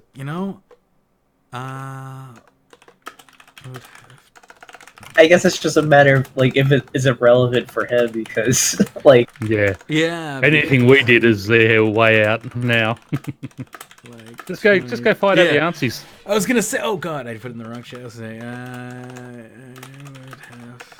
I'd have to. I remember doing a lot of Aviances and Kriara doing ranged. Yeah, it was like 20. When was when was it, Magebit? Go look back. I wish there was like an easy way to like go look back at my stats. It was at least like 2013. So it was like 20. It was like 2013. It might have been right on the brink of EOC. Anyway. Hello to Hana, who's just joined the Twitch chat. Oh hey, Hana, what did I get 99 range on? Anyway, where am I? What am I? Necromancy and runecrafting. Sorry, I'm just gonna I closed the document by accident. I did not mean to do that. I literally just closed it. Like the sad person that I am. I need to talk about the Salty Pvmer thread if you have not. Okay, what is it? Let me see. Somebody pop this open real quick. Let me see. Yeah, I'm opening it up now. Guess PVM isn't a major part of RuneScape. Skills are absolutely inherent in RuneScape. They're a bedrock of the game, says Modjack. Srep says, so is bossing. Modjack says, if you took skills out of the game, it wouldn't be RuneScape. And then there's Modjack says, if you took high-end PVM out of the game, 70% of the community wouldn't even know. Which is true. Yeah. He's talking high-end as in all those group bosses. What he said there is totally. It's not a major part of the game. 100% agree. It is a major part for maybe 10 or 15% of the community. Right. But I don't have any issue with what he's saying there.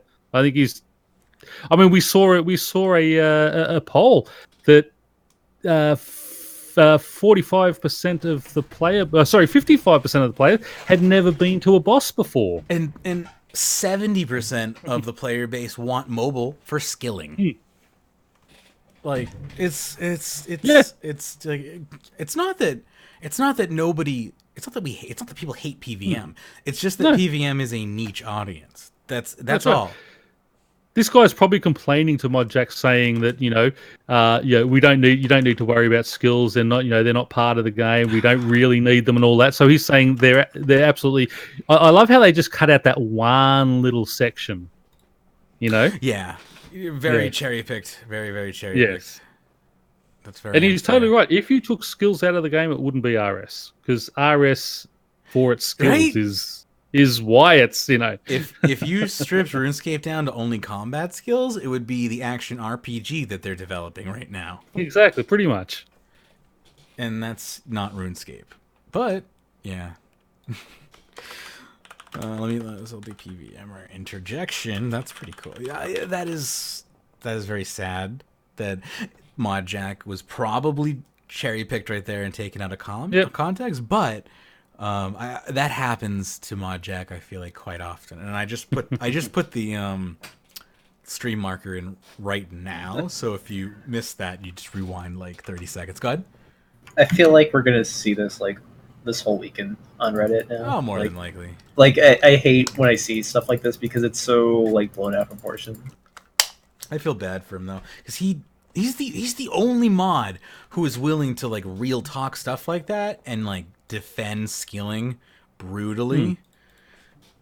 And I appreciate that. Like, I've shamelessly given him Reddit gold before for defending skilling, and obviously that means nothing. It's just, like, just a thank you, because like no other mod has like, I don't know, the agenda or the willingness to ruin their own image, because this is the type of stuff that ends up happening to you.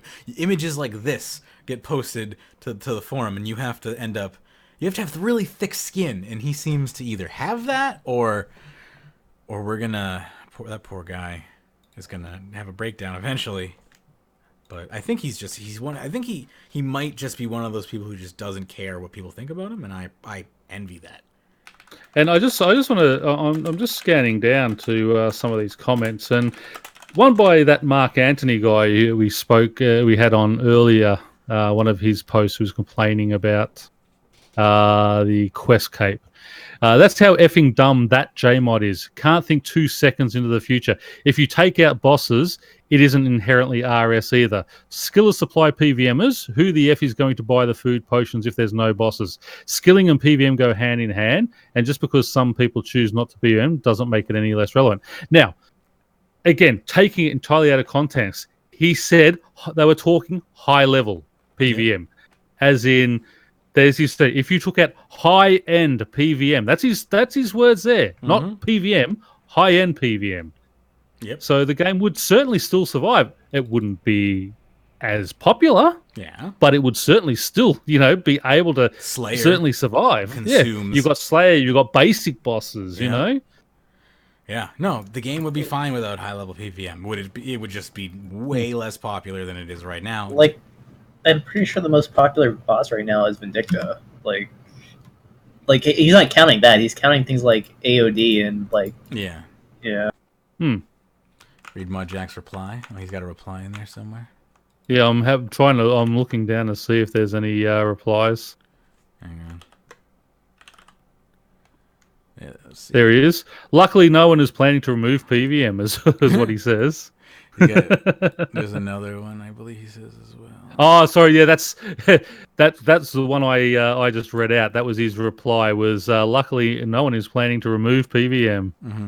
He says, "Well, in that screen, you implied that you could without 70% of players even noticing. If you're saying only 30% of players are partake in high-level PVM, I'm willing to bet that 30% alone spend and consume a lot more than 30% of the supplies. It's not just remove all tier 90 plus dropping bosses, only the people who kill them are going to notice. That's a stupid thing to say. 30% is still a pretty sizable chunk of the community anyway. I'm willing to bet that there's content that's interlaced with significantly less, that's still on comp." Jagex, Jack replies, it says, "I could, but I definitely shouldn't for reasons you've given. The problem with parts of conversations cut out of context is that you can't see the context. Srep was saying that because Reaper is being removed from comp, Max should also be removed from comp as an argument from absurdity, because bossing is just as core to the identity as RuneScape as skills are. My reply was to that claim. Bossing is not core to the identity of RuneScape as skills are. That in no way means that bossing shouldn't be part of RuneScape." So, again, context is everything. And when you cherry pick things and post them like this, that's what you get. But you break it down and you see more. Now it makes a little more sense. There you go. Anyway, shall we move along? Good stuff. Thank you for that. That was a good interjection right there. Good one, yeah. Appreciate that little breaking news right there. I'm gonna move along from necromancy as well, if I may. I think we've had enough necromancy. Unfortunately, it's just it's the idea that's more interesting than a lot of his breakdown. Yeah, the concept is cool, but it's not like the idea is slated for development. So getting into the nitty-gritty details doesn't serve us extremely well at the moment. We're not hurting for posts that badly. Anyway, moving along, we have another discussion about Switchscape here. Is Switchscape healthy for the game as a whole? And that has been a long time debated thing, and I just closed all of my stupid ass Twitch panels. Why? Why would I do that? Because I'm a silly boy? That's why? That's why. Anyway, why Switchscape. Never been a fan of it. I'm not a fan of it. Are you a fan of it? I can't be a fan of it. It's just too much work. My brain is not capable of comprehending it. So I'm just not gonna bother with it. But must go cause Heddards. Take care. Hope you feel better. But thank you. So let me see what they say here. It says here, in light of the new weapon diversity, there will be a lot of new weapon effects, which may promote more Switchscape. This discussion has been brought up for years with mixed opinions. As a neutral towards or against Switchscape, what are your thoughts or opinions towards it?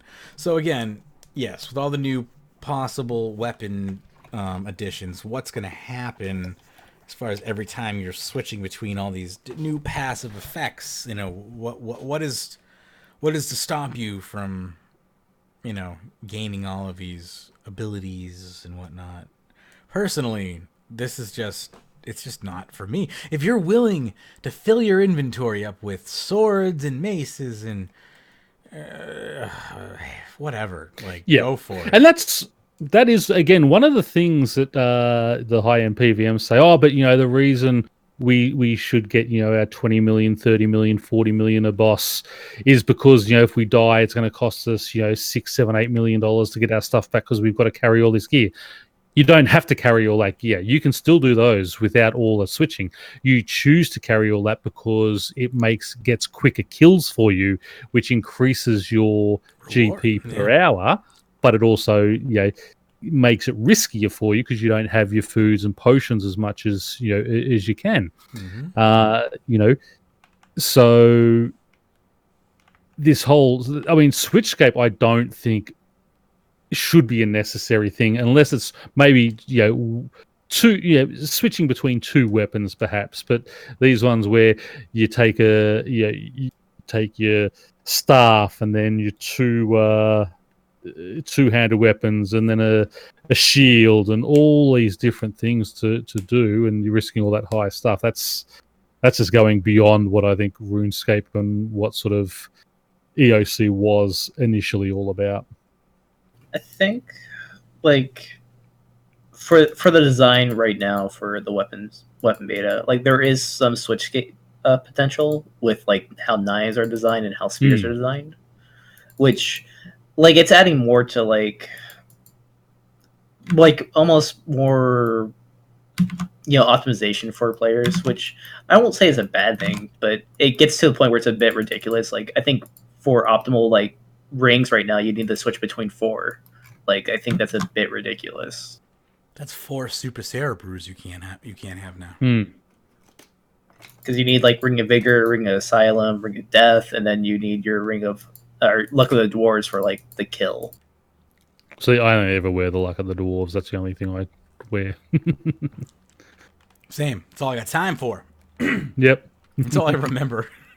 Right, but what I'm saying is, like, if you want it to be, like, efficient, like, you have to bring those 4, which is, it's a point of, like, ridiculous. I know, and it becomes so overblown that it's like, is it worth it? Can you even hold? And that's where I'd like to see it's dropping at that point. That's where I'd like to see sort of a passive ring brought in. So the Luck of the Dwarves, take your combat off it, you know, just make it a passive ring for the luck, but then you can have your sort of active ring, which gives you that combat bonus. So, you know, maybe the Ring of Death, which will resurrect you, doesn't have any stats, but you can wear your Vigor or your other one, your Asylum for the stats, and then have either your Luck of the Dwarves or your Ring of Death to, you know, for either your for your luck, or, you know, to save you from dying, things like that. But anyway, that's a whole nother topic. Yeah, I've got 10 fingers. Why can't I wear 10 rings? Why don't we have 8 hands? Moving along. Yeah, yes. Jagex, I beg you, please listen. Weapon diversity. This year is honestly looking to be so promising. It truly is, and I am fully aware that the weapon diversity is in beta, but the beta must include all weapons. You simply cannot give beta combat weapons passive effects without including all combat weapons. I implore you, even if it has to be delayed, include all weapons only once everything is included. Can we conduct balancing testing that won't disrupt the entire combat system, such as T90 weapons being more powerful than Tier 92? You know, man, it's like, we can have more than one beta, is my answer to that. Like, why? This is just round one? I don't know. Yeah, it's like an argument like they don't want batches, they want like it all released at one time. Yeah. I'm in favor of like if they have to release it in batches, that's fine. But just give us everything eventually for this particular like type of content. Like if the prices for certain weapons, are skewed because of this update, and it's only like say temporary or like a year where like say maces are just more expensive than like say rapiers, so be it. Like that's happened before. It's not like gonna kill anybody. It's just how the game is for the time being. Yeah, minor market fluctuations. I mean, it sucks, but again, this update is not really one of the major updates even planned for the year. We're getting it kind of as a side thing. If I can just read from the main page where it says Weapon Diversity Beta. RuneScape has a variety of weapons across every combat skill, from swords and axes to staves to swamp lizards. Isn't it kind of weird that all these weapons essentially behave the same? Weapon diversity is about fixing the weirdness and making every weapon feel different. What if casting water spells left behind a little puddle of water? What if daggers were so sneaky they could hit someone twice? We know that any big changes to RuneScape's beloved combat system might be controversial, so that's why we'll be working closely with the community to develop changes that are positive for everyone. The first step in the Weapon Diversity Beta is coming to a world near you. And that's where they're talking about it. You're going to have 1 month just to check it out and see, and then give them feedback on it. So the whole thing is where this is the very first step in getting feedback and starting work on it. It's not like we're doing this and it's going to come out in summer. Right. No, this could be anytime, and they could release this after 1 beta, 2 betas. This could go back to the drawing board. This all depends on how the playtest goes. Yep. Certain people are getting a little too up in arms over this, is my opinion. But that's why we're here to talk about it and, share different opinions. Anyway, we have another post moving over to, another completionist topic again. We're talking about how to get downvoted on Reddit here. This is by RS Committed. They're committed to getting downvoted, apparently. It says, there's a lot of controversy and issue that people have with the completionist cape. There are a lot of arguments from each side. In most cases, they are relevant and fair. With this in mind, why did we ever stray away from the multi-cape idea? Maybe the way in which it was presented wasn't the best option, but it doesn't mean that a multi-cape solution wasn't the answer. Make a cape for skillers that would be best in slot. For frig's sake, just call it the skill cape. Give it stats that benefit skilling, passive or active skilling boosts that would make it best cape for wearing while skilling. Make the requirements maxing stats in RuneScape to the maximum non-virtual level while also having finished skilling achievements. Make a cape for PVMers. Just call it the kill cape. Give it stats for the benefit of PVM. Basically the same thing as what I just said above, only for PVM. And make a cape for people that have completed the requirements for both of these capes and just call it, I don't know, think of something, I don't know. People want to complete all aspects of the game, but it's not better than either of the other two for the fact that it just puts them together and saves bank space. As far as the other random achievements in the game go, if people really want a cape for doing them, then make another cape, call it the achievement cape, and float their goat. boom, everyone's happy. We all go pee, go to bed. I don't get why this has to go the way that it has to go. The cape has never been completionist, and no matter how you look at it or change it, it's never going to be. But also never should have to be made to be the best in slot cape for any percentage of people to have. Not everyone plays the game the same, so punishing one side because of that is definitely not the way to handle it. So, I mean, the overall sentiment here, I think, is that they're sad about the same thing that I think I'm sad about, is that, you know, multiple capes are gone. The multiple paths are gone. And, you know, they're even willing to take a really boiled, dumbed-down version of it, it sounds like, at this point. And that just means I think people are really ripe for compromise. So I think his explanation was just, like, really poor. Yeah. It just, like, caused, like, a lot of this issue. Like, it's also, like, probably the 10th or 15th thread that was, you know, about the same topic. Yeah. So. I mean, everyone is just really on about they want the multi-cape back now. You know? What do we... You gotta give them that multi-cape.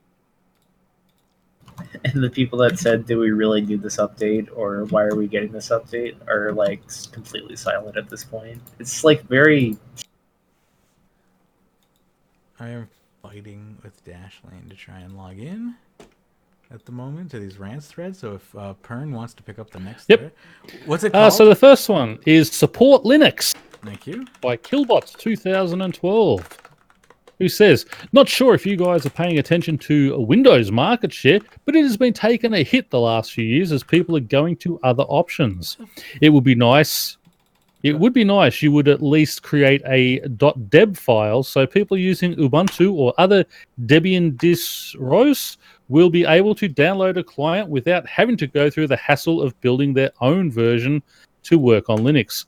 I know you guys are busy with game content, which is great. I haven't been paying attention to any big projects you guys have on the go as I'm getting back into RuneScape from a long break and would highly prefer not to have to run Windows. You guys say you want to reach as big a player base as possible with web browsers dropping support for Java. We're limited to crap version clients that people are trying to compile.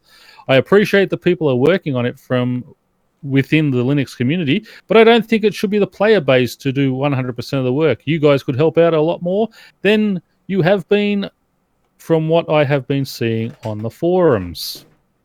That's my rant. Yeah, I mean, you know, let's waste more dev blogs, devs' time by the 4 people who want to use Ubuntu to play the game. It's time. Switch to Windows. I don't know. You don't want to support another version of the game, Pyrn? You don't think it's time more legacy and more? I'm just more bugs? I'm just sick of everyone.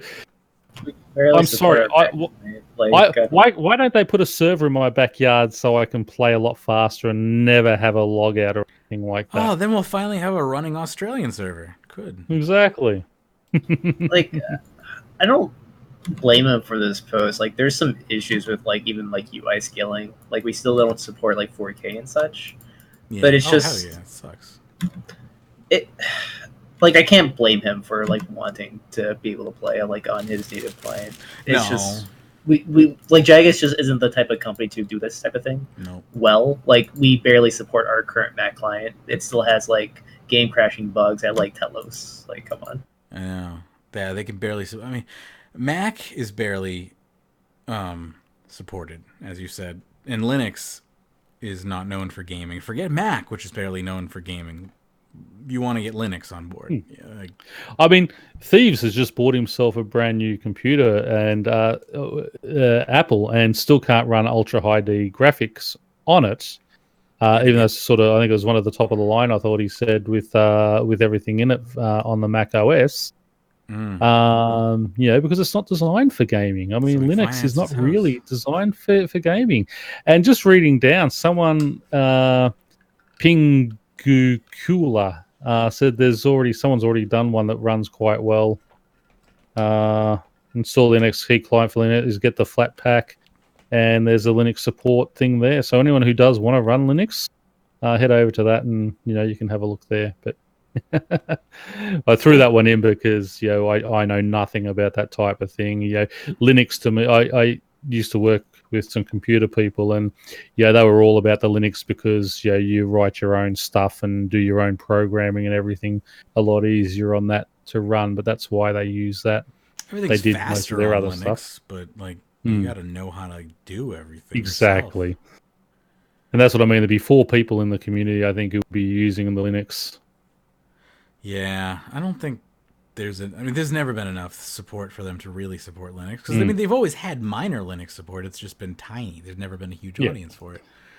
So there's less people on Linux than there are on Java now. Indeed. Right?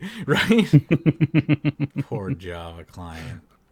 Let's just sweep that under the rug. Why do I keep closing Chrome? Oh, I closed Chrome because it was messing with Dashlane. That's why.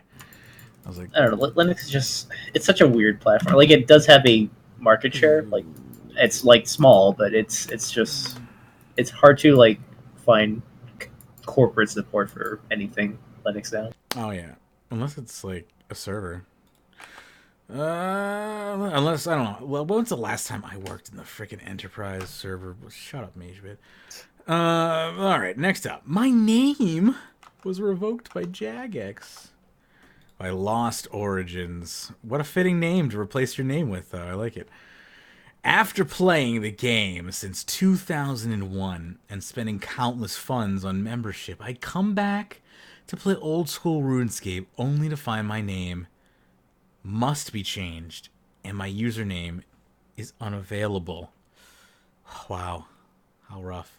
I don't even want to imagine how many other rare names on my list have been washed down the drain. Support is non-existent from my findings. Curious how many others this affected and what Jagex has to say for themselves. Not only is Classic offline and my only option there is a third-party private server, but I don't even want to move forward with a name like Anku883. Edit, after 5 hours of checking names and finding many original and funny names available, I'm satisfied to say I can move forward in actually playing as Lost Origins. I still hope to regain the original name of this account, but for now, my name won't stop me from enjoying the game for what it is. What a bunch of... And just to let you know, you don't own the name. Jagex owns that name. They let you use it. You stopped playing the game, so they released it for someone else to use. Right?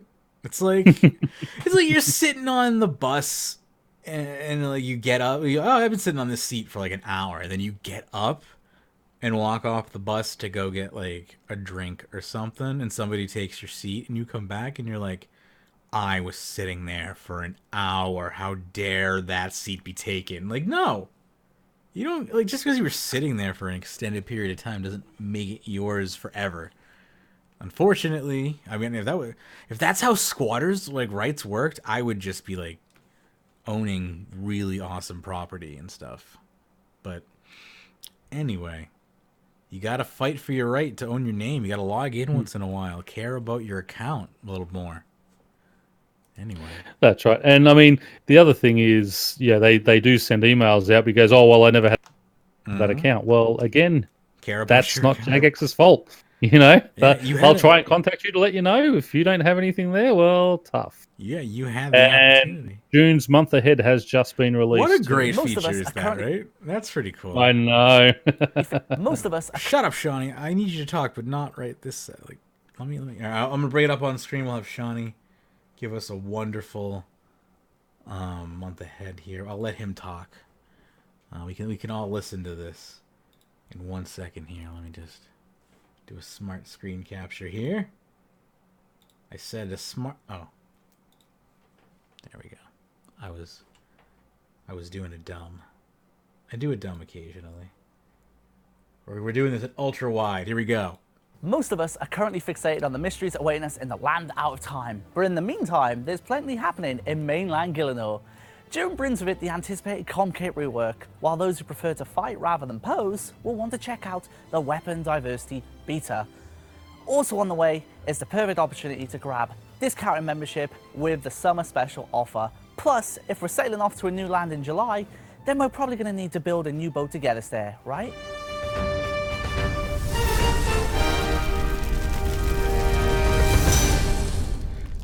I spell it MTX a bit. As RuneScape has grown, the issue of the comp cape has only gotten more complicated. Ultimately, we want the path to obtaining and maintaining comp to be much more enjoyable and satisfying, while also allowing for new achievements and requirements to grow around it. So, what changes are we making? Utility benefits that are currently tied to the cape, such as teleports, will be changed to permanent unlocks on the player. And yes, that means that the stat benefits formerly tied to the comp cape will now be available to anyone who gains the Reaper achievement. A full list of all the changes that will roll out in June can be found in the Comp Cape developer blog. That's coming in June? Gracefully bested an opponent with a sword There is a feel deadline bit differently that to was sneakily like coming shanking up. them That's with a what. dagger, right? For some time, we've been keen on the idea of making melee, magic, and range weapons in RuneScape feel different from one another. So, that's exactly what we're going to do. And you'll be able to try it out for yourself right now, as the beta itself will offer the opportunity to play around with the 16 different weapon diversity effects currently in development. Nothing is set in stone, and we'll be monitoring and responding to feedback and rolling out changes as the beta goes on. The beta itself will run for a month, throughout which players will have access to not only their own loot, but also specially made high-tier weapons of those weapon types that don't currently exist. If we're to set sail for the newly discovered island of Anachronia, then we're going to need a boat to get there. Join other members of the RuneScape community at the visually overhauled dig site to prepare Gilino's adventurers for a bold new adventure. From Monday, June 17th, this 2-week event offers the chance to train construction, woodcutting, and farming. And as the boat progresses, we'll be adding more skills. What about pets? There will be currency with which you can buy unique cosmetics and an XP boost every day, with each XP boosted item available for 45 rune coins.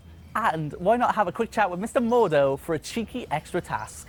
And as thanks for playing your part, contributors can look forward to claiming a pet, outfit, rest animation, and a new title.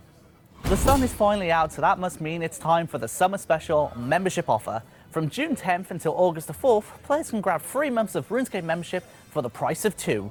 This stacks with any existing membership you already have on top of that as well.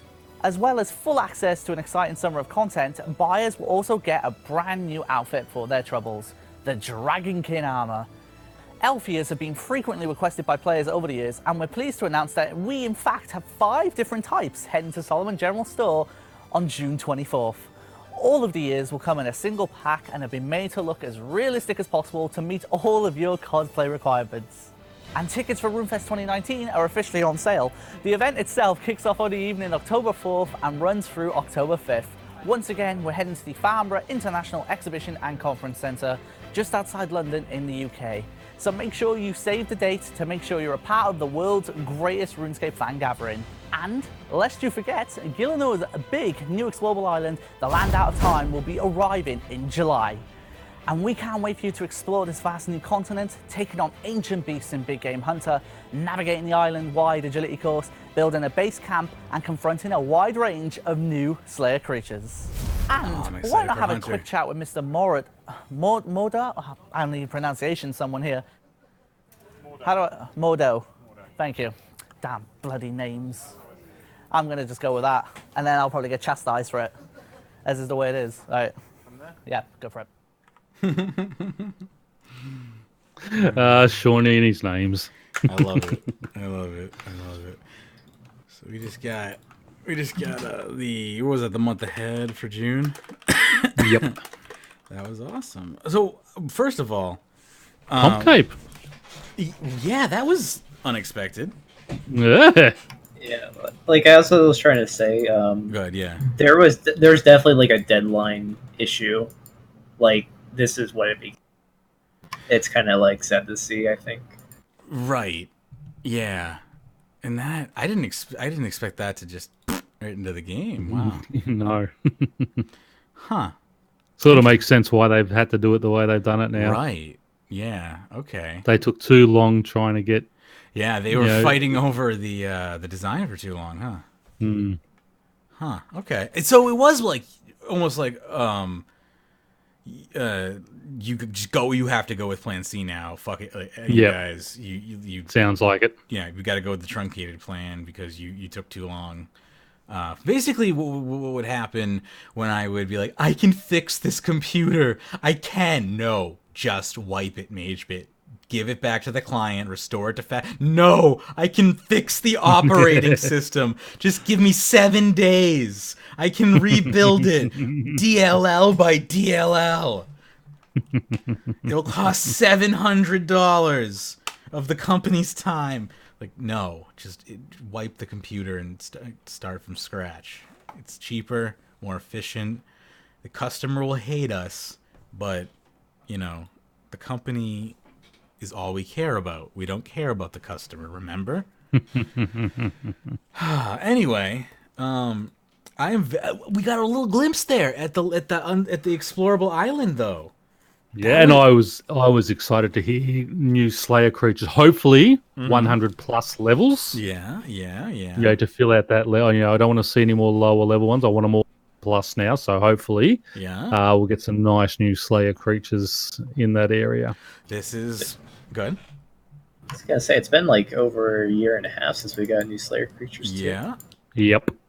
I never thought I'd say this. We need them because I'm still not 120. And I'd like to be. Wait, what? Yeah, I'm 117 Slayer. Oh, okay. Man, how many procedures do you have on Abyssal Demon? Say that last part again. How many procedures? What? Like, what's your prestige on Abyssal Demons? Oh, let me see. I don't even remember at this point. 9, wasn't it? Let me far out. Abyssal Demons. I have 11 prestige on Abyssal Demons with 19,000 kills. Did you ever force the task? Occasionally. Yeah, a few times. Okay. Kept forgetting. There's I would say from 108 to 117 is Abyssal Demons. So basically, an entire summer I spent doing Abyssal Demons, almost. But I also did a lot of. I really like Rune Dragons, you know. But I need there's not. You know, I don't hate Slayer. I really like. Sad. Why? I've only got 63 million XP to go till 200 mil Slayer. Like I can do Slayer. It's just a matter of I need to get back into the groove of things. I spent. RuneScape was making me sad for a while, but seeing the glimpse of that island got me excited again. And also hearing that hearing that Slayer is going to be on that island, yes, but also hearing that the Hunter is going to be on that island, also yes. It makes me want to finish crafting. It's sort of... Go ahead. Yeah, I was just going to say, I assumed Hunter would be a big part of that when they announced the rework of Hunter in July, and they announced that the island is the big update of July. I figured they go hand in hand. Yeah, and that was what I was hoping for, and I'm looking forward to 120 Hunter. I kind of want... If I had been playing RuneScape this entire time, I would be wrapping up 120 crafting right now, but unfortunately... Not unfortunately, you know what? Taking a break from RuneScape is not a bad thing. Every now and again, we need to take a little bit of a break. But now, you know, it's not like I kept the show going, and I kept my passion for RuneScape going. Nothing changed. I just, you know, I only played on Fridays. Like, I played RuneScape responsibly. It's not like I even took me taking a hiatus from the game is playing the game once a week. That's my idea of taking a hiatus. Is basically playing the game like a responsible human being. I think what I'm actually more excited to hear about for this Fossil Island though was they mentioned like an island-wide agility course. Oh, something of that nature? Yeah, that excites me as well. I love agility. Yeah, like I love the idea of agility, at least not in its current I'm glad form. I haven't hit 120 agility if that's the case. I'm just happy to hear that there's new agility coming because 200 million's a thing, and I'm very happy for more XP. You know, I mean, it's not going to be something I'm going to touch immediately, but just knowing that there's fresh stuff and I don't have to go back to the Prifdinus course, is going to be happy news, That brings me joy. So running from dinosaurs. All good news, right? Imagine if it's a dangerous course, you could die. Yes, that's what I want. That's what I want to see. Yeah, that would be great. Great XP, but there's, you've got to be careful. You've got to be able to dodge the dinosaurs and pterodactyls coming down. Don't get swooped by them and things like that. Get really good by to the see. swoopy swoopers. Oh man, what am I can't handle tabs. Tabbed browsing is not for me anymore. Nope. Go ahead. I mean, as far as the rest of the month, it seems like it's pretty dry, but I think that's mostly to make people play the beta. I think. Yeah, that's a possibility. It's not going to work on me, but nor me. Although, no, it's not going to work on me. Rrman tried to get me to put the PSA in the show about what to use the beta really for. Not going to work either. I'm not going to be corrupted into using the beta for nefarious purposes either, Rrman. But those who are testing the beta and giving quality feedback, I do salute you and I applaud your hard work, because this is a project that I just have no valuable feedback to give. But the 99% of you who are using it to boss practices, damn it, Pyrn. Don't encourage them. Everyone does it. Everyone knows what. Yeah. I think most people use it for statistics now, for gizmos and for caskets, stupid things like that. Everyone's just testing RNG and stuff. Whatever. I mean, that's why they don't run betas. That's the problem, is don't do that stuff or they won't run betas. But whatever. Anyway. That's why I love the way they did the mining and smithing beta. That's all you could test. That was done properly. Exactly. They locked people into those areas, and that was. Yep. That was. The beta should be you just have those. You have combat dummies there, and you practice with your weapons on the combat dummies. Exactly. Exactly. Anyway, again, if you stream marked over to this, don't forget to rewind and actually listen to it, because we got breaking news into that, so I marked late into that. But hey, that actually is making me want to play RuneScape mobile more. Funny enough, because it's making me want to finish my crafting goal, so I'm ready to do my hunting goal by the time July hits. Because I'm never gonna get there, but it's giving me the impetus to play again. Funny enough. Which is good, because I haven't had the impetus to play in a long while, since March. So that's cool. That's 3 months it's been, wow. Anyway, why is it always just combat? Says Skeleton Man. All right, I think that's funny, considering we just talked about how we could remove high tier combat from the game and no one would even notice. But let's read his post anyway. Just wondering, after 18 years, why only combat is always the big constant 10+ million GP an hour method. Okay, we're talking money. Okay. I have never understood how a minority of skills gets to have all the big GP method. Why, Jagex? You forced garbage EOC on me. You forced God Wars Dungeon, and now a ridiculous amount of bosses. Yet, we're in red text now, so this is vindictive text. Yet 0 high-level skilling methods that get me to make 10+ mil per hour soloing with ease. Back to white text. Why? Why?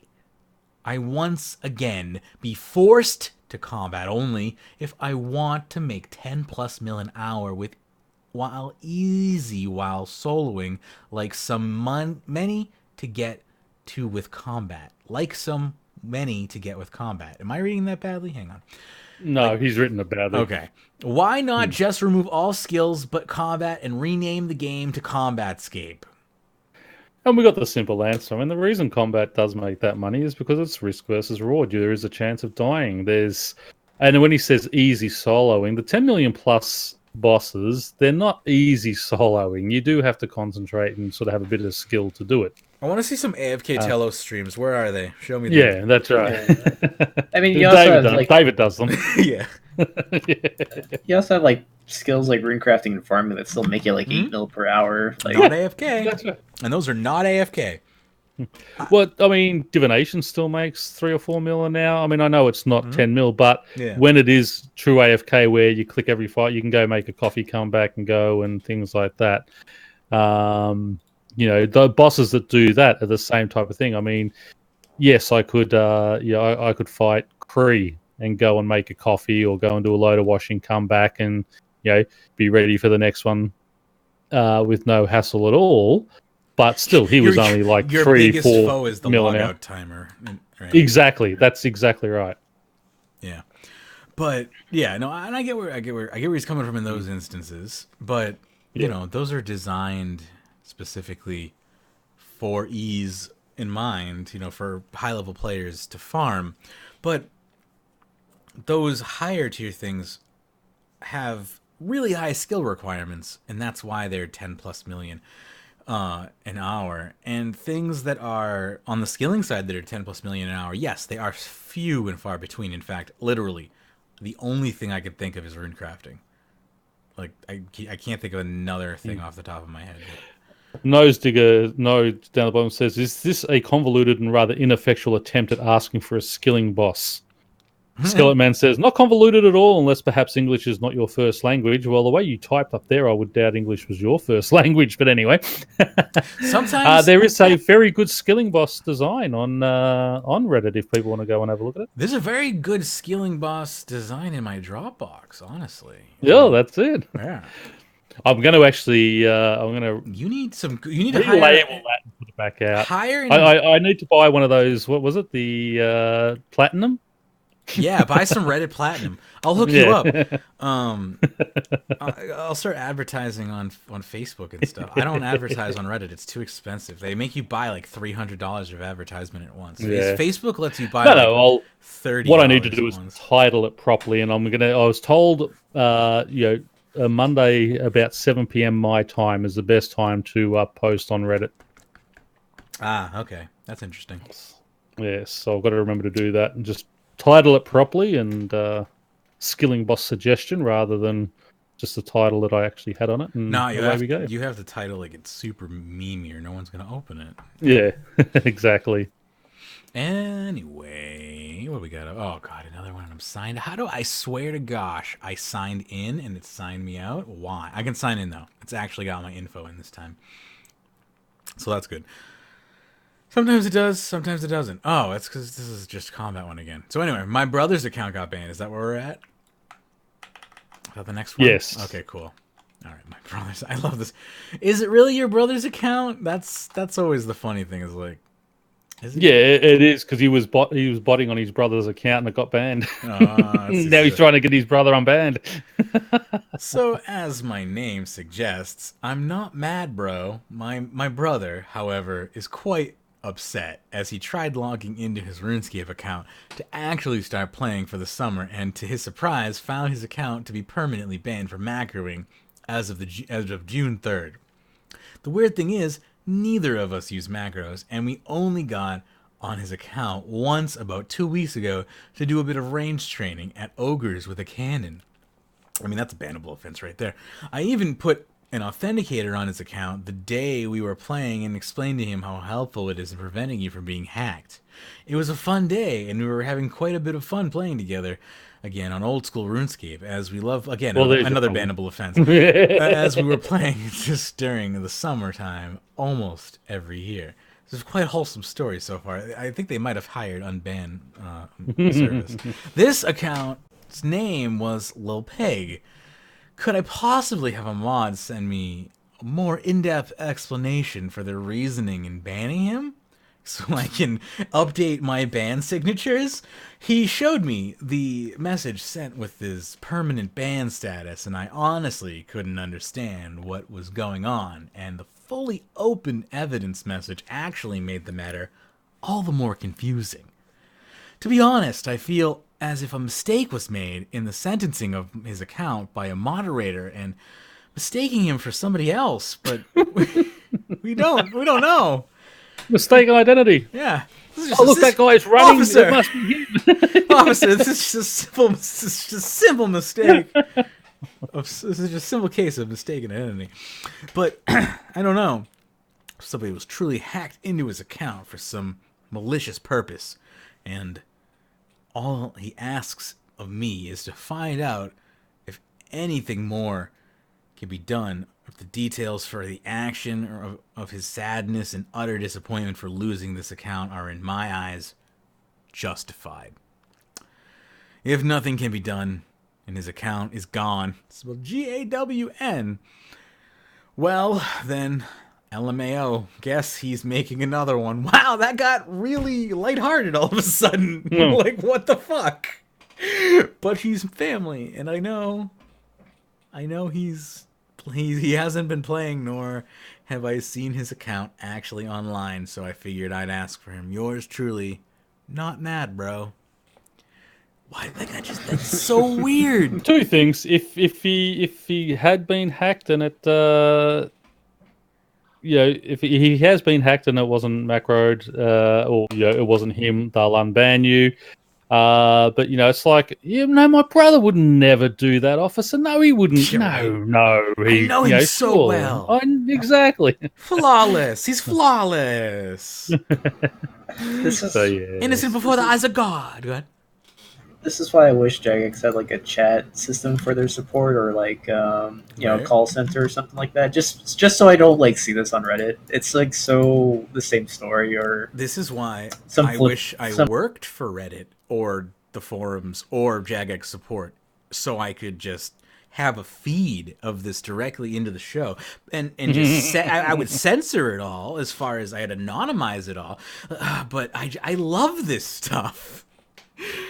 People would probably hate me, but I'm okay with that. Yeah, I'm a guilty unless proved innocent type person. I just, when you put yourself, when you write things like this in a public forum, it's just I don't know. I just miss my favorite mod who used to come back. Yeah, well, remember that day you were doing this? When he was cool. That was who was that? That was. What was his name? That Kelpie? We had him on the show. No, we had him on the show. Oh, okay. On Infinity Mod. Infinity. Yeah, used to just come in there and just say, "Yeah, no, I understand exactly what you're saying, but what you're forgetting about is this day here where you had this going," and it's like, "Oops." Mod Balance was good too. Yeah, those two were. What was the balance? Mod Balance. Maybe it was Balance. Both of them were. Yeah, that were brutal. On the I loved it. They were both customer experience and engagement, and they were both. They were the best. Hilarious. I loved them. Anyway, so the Tiger 100 Hall of Fame. Yeah, so this is Kijin Seja, he may be one of our regulars from now on. Yes, we'll be seeing a bit of him in the future. I like his style. He's very sarcastic, but at the same time, David's here. He's asking, is it too late? No, it's never too late, David. Never too late. I'll see if I can still grab him. I'm like 15 minutes past when he said that, but we're still live. And we're still talking. Where did you say that? He said it in live chat, but I can't hear messages or see messages because I'm like, I don't have enough monitors. If you want to donate monitors to me, that's not a real link, actually. It's monitors.runweek.com. No, that's not real. I used to have a Discord monitor, but it broke.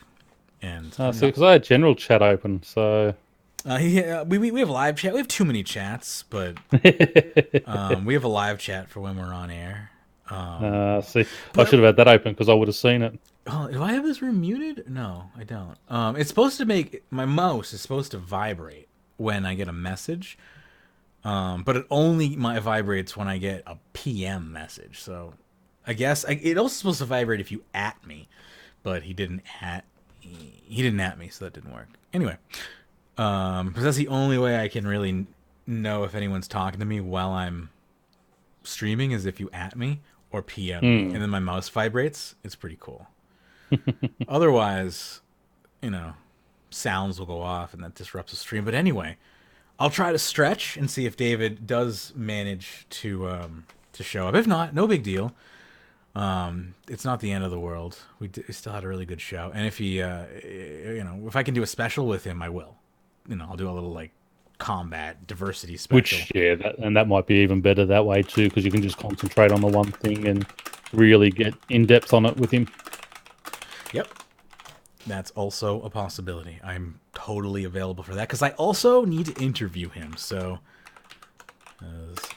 two birds, one stone. Yeah. Two. No, I won't say that. Okay.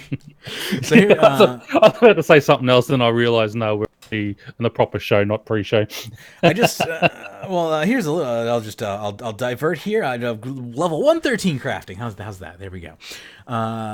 Please give us 8 arms, asks Kijin Seja, and he says, Jagex, since you are dumb enough to make Switchscape even worse, please compensate us by giving us 8 arms.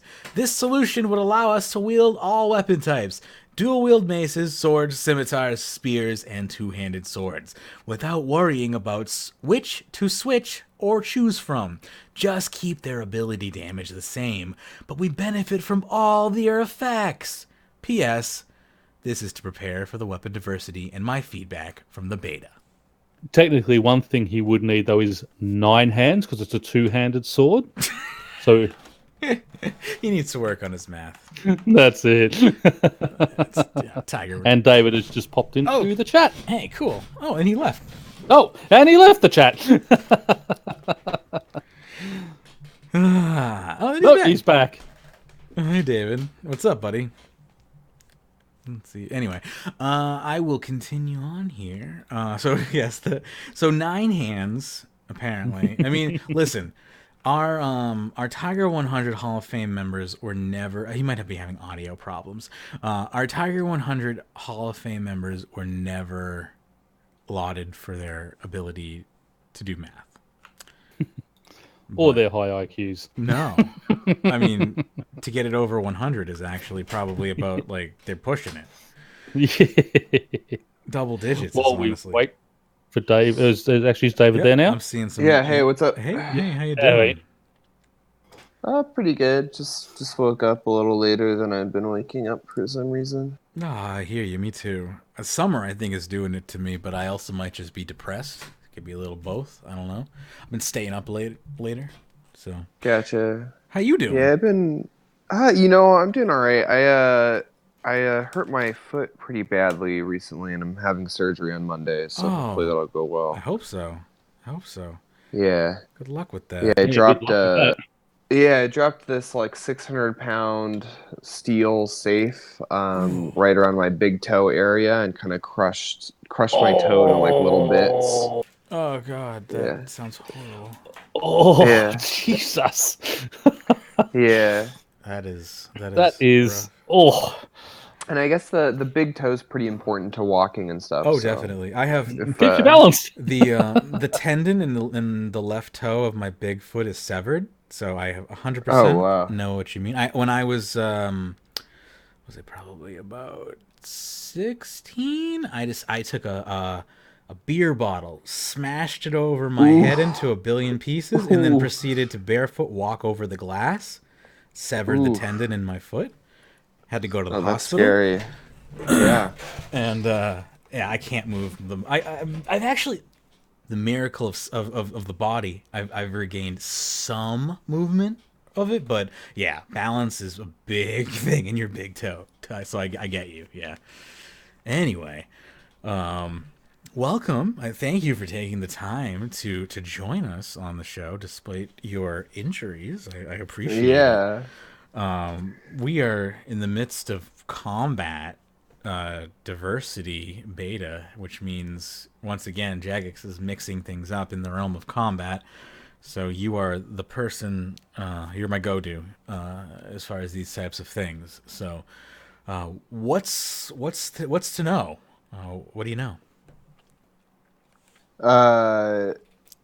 In terms of just the whole general update. So overall, I believe they've added there's like 13 or 16 or something overall total weapons, I believe. Is this, as far as your concerned, a positive or negative change? I guess let's start there. Well, so I think that on balance, once numbers are figured out, it will be a positive change. There's kind of to me, there's like two big takeaways from this. Number one is that this will perhaps usher in a new era of ranged as the dominant combat style.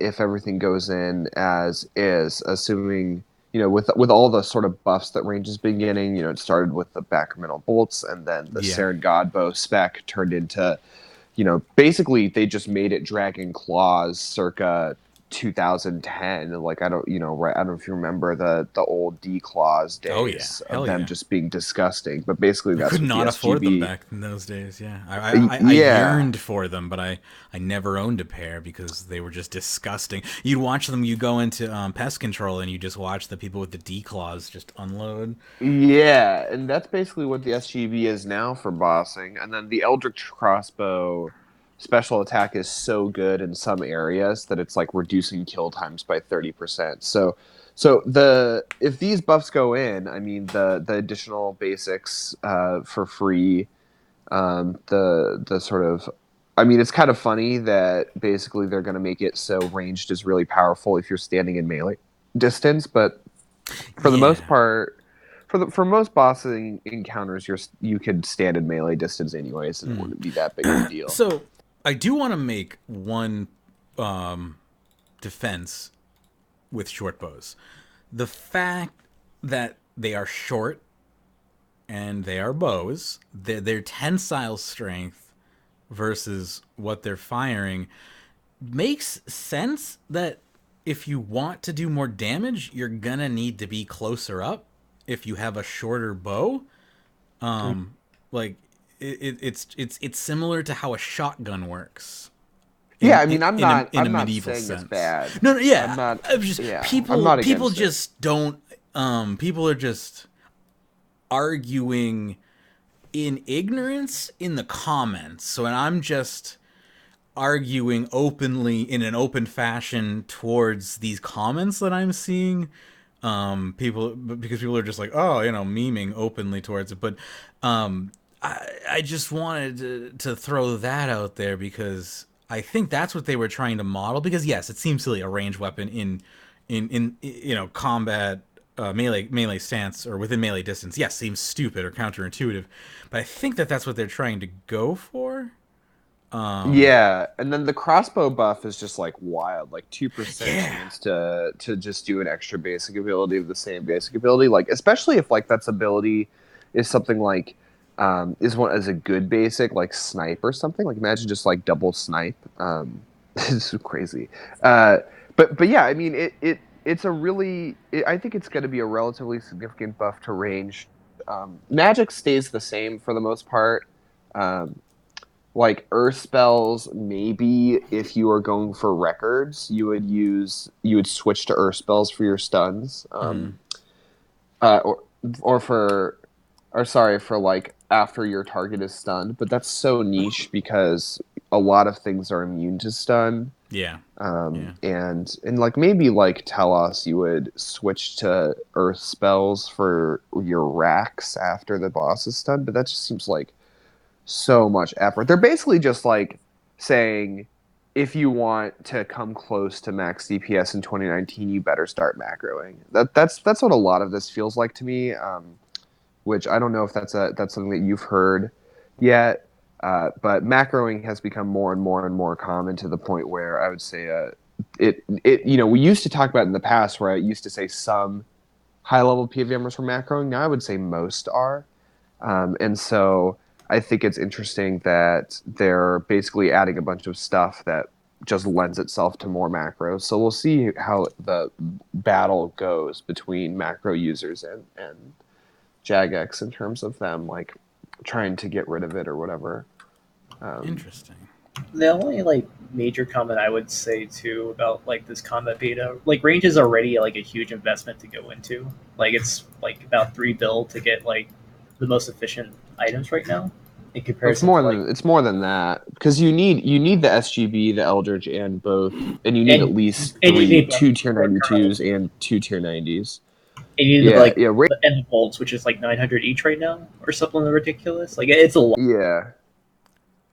So I don't know if like people are gonna enjoy like this new range meta just because of the like cost to get into.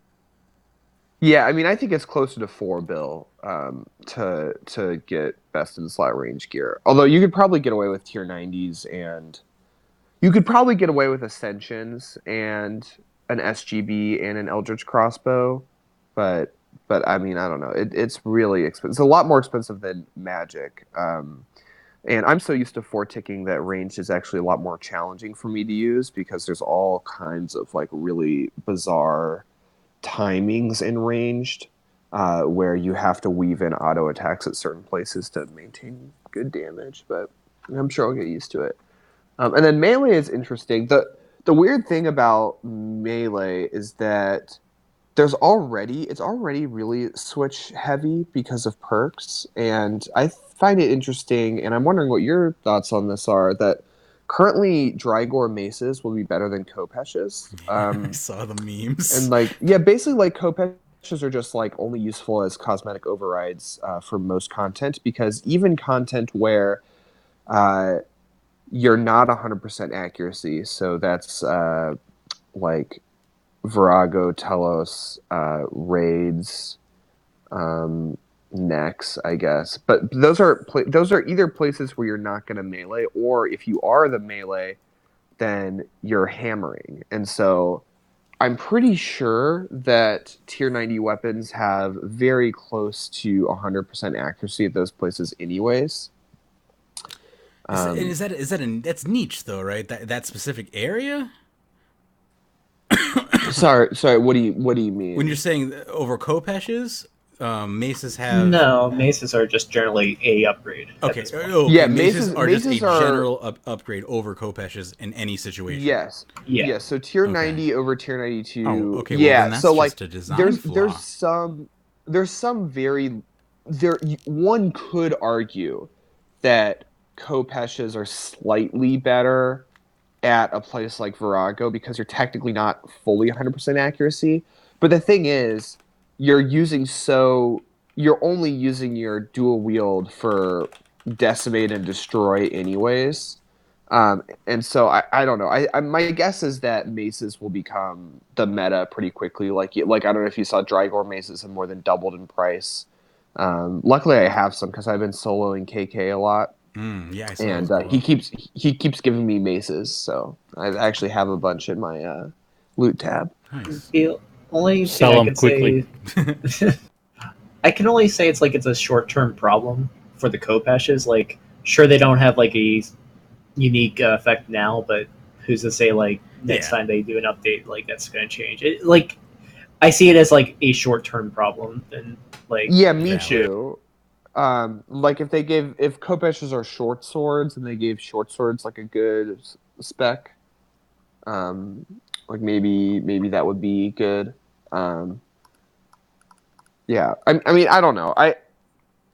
I mostly think that this update, for me personally, just feels not that necessary. It feels like a lot of power creep for no additional effort for some things, such as magic.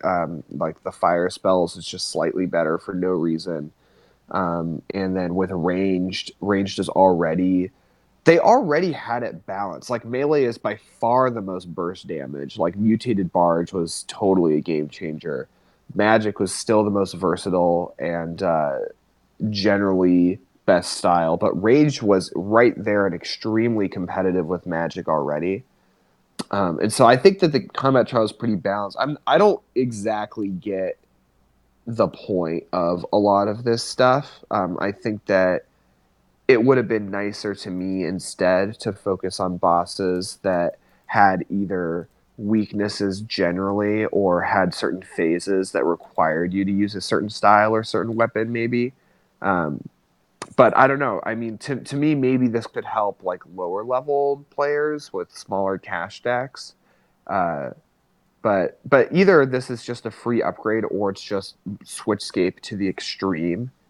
Like if you look at these melee weapons, like I'm gonna start having to bring a spear. Like, that's ridiculous. Like, I already have so many switches, so I don't know. As far as I understand, this update was intended to make combat more interesting for lower levels, because as far as like combat's concerned, like with weapons and like styles and such, you don't get anything interesting till level 60, which is special attacks for dragon weapons, and even that's very like subpar.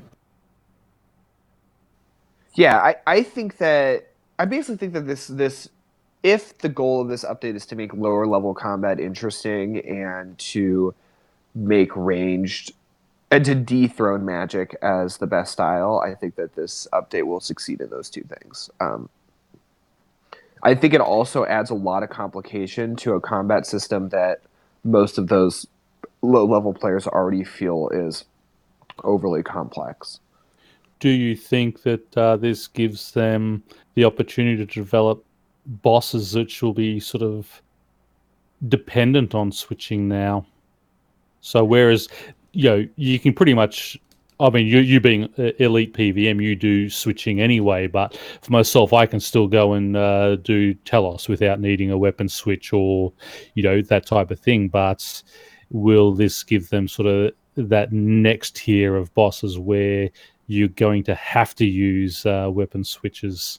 Does that give them the opportunity to do more of that now with this?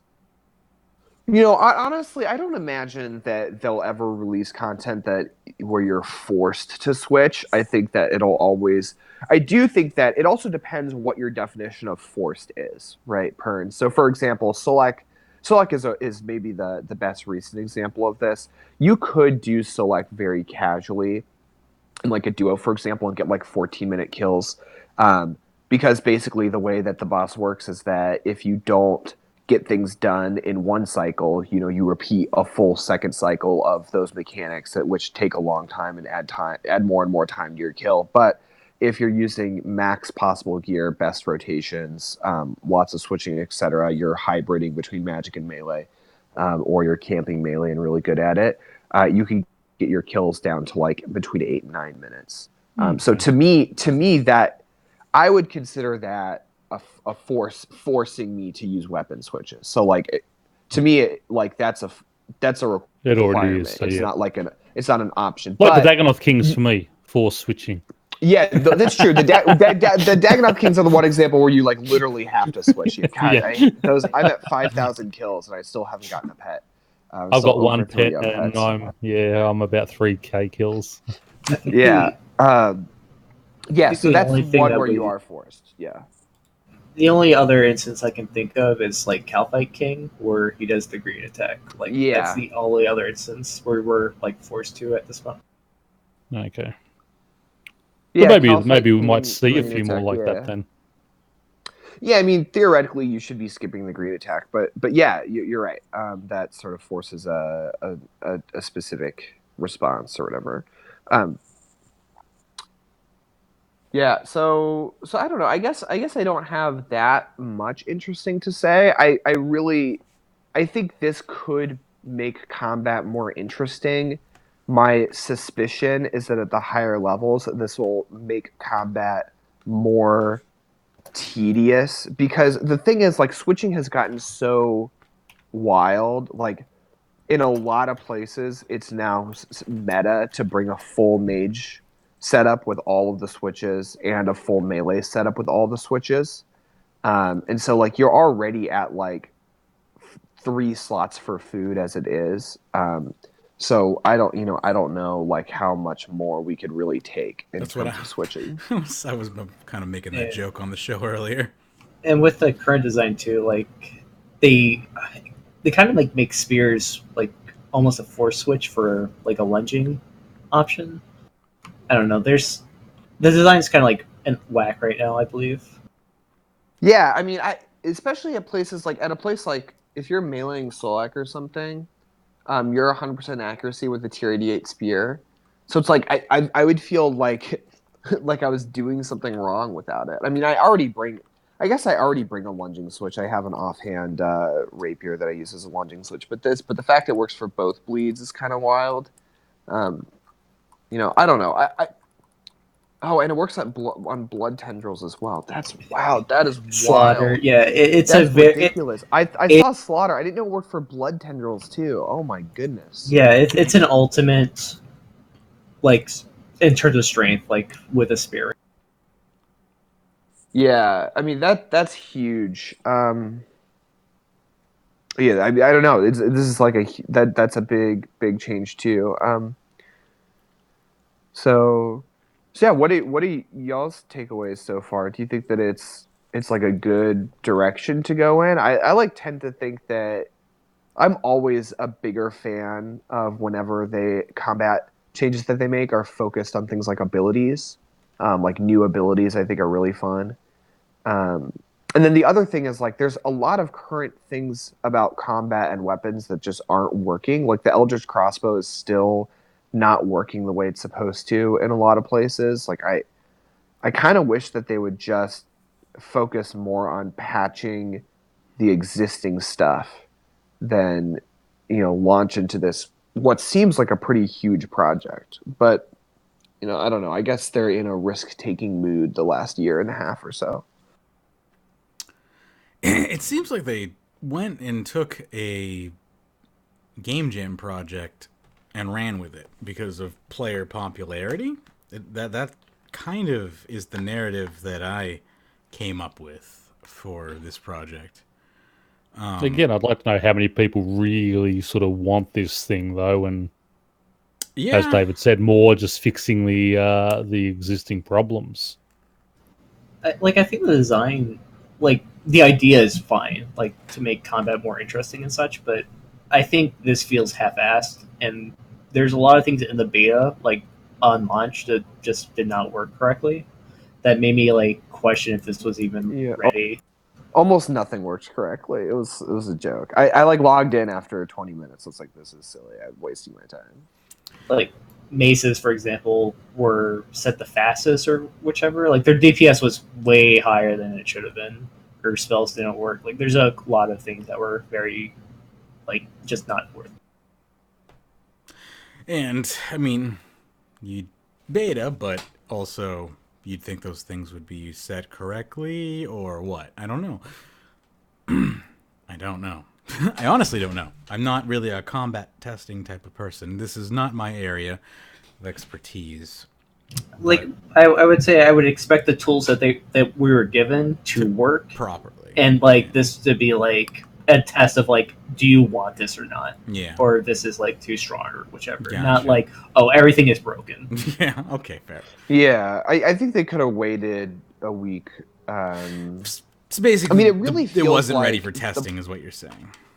Yeah, it really feels like more and more of the player base are the QA testers of things, and I guess that's fine. But it doesn't always feel great that, like, it doesn't feel great to log in excited to do something and then everything is broken. Yeah, fair. And just like another example, like the news posts for initially like coming out with this, half the information was incorrect or just not explained well enough. I couldn't figure anything out. I logged in and was very confused and just gave up. They rewrote it like 3 times so far. Like that's where we're at. It's a lot better now. It was absurd before. It's good to know. Probably not going to try it again anytime soon. The information that I've gotten today has been very helpful.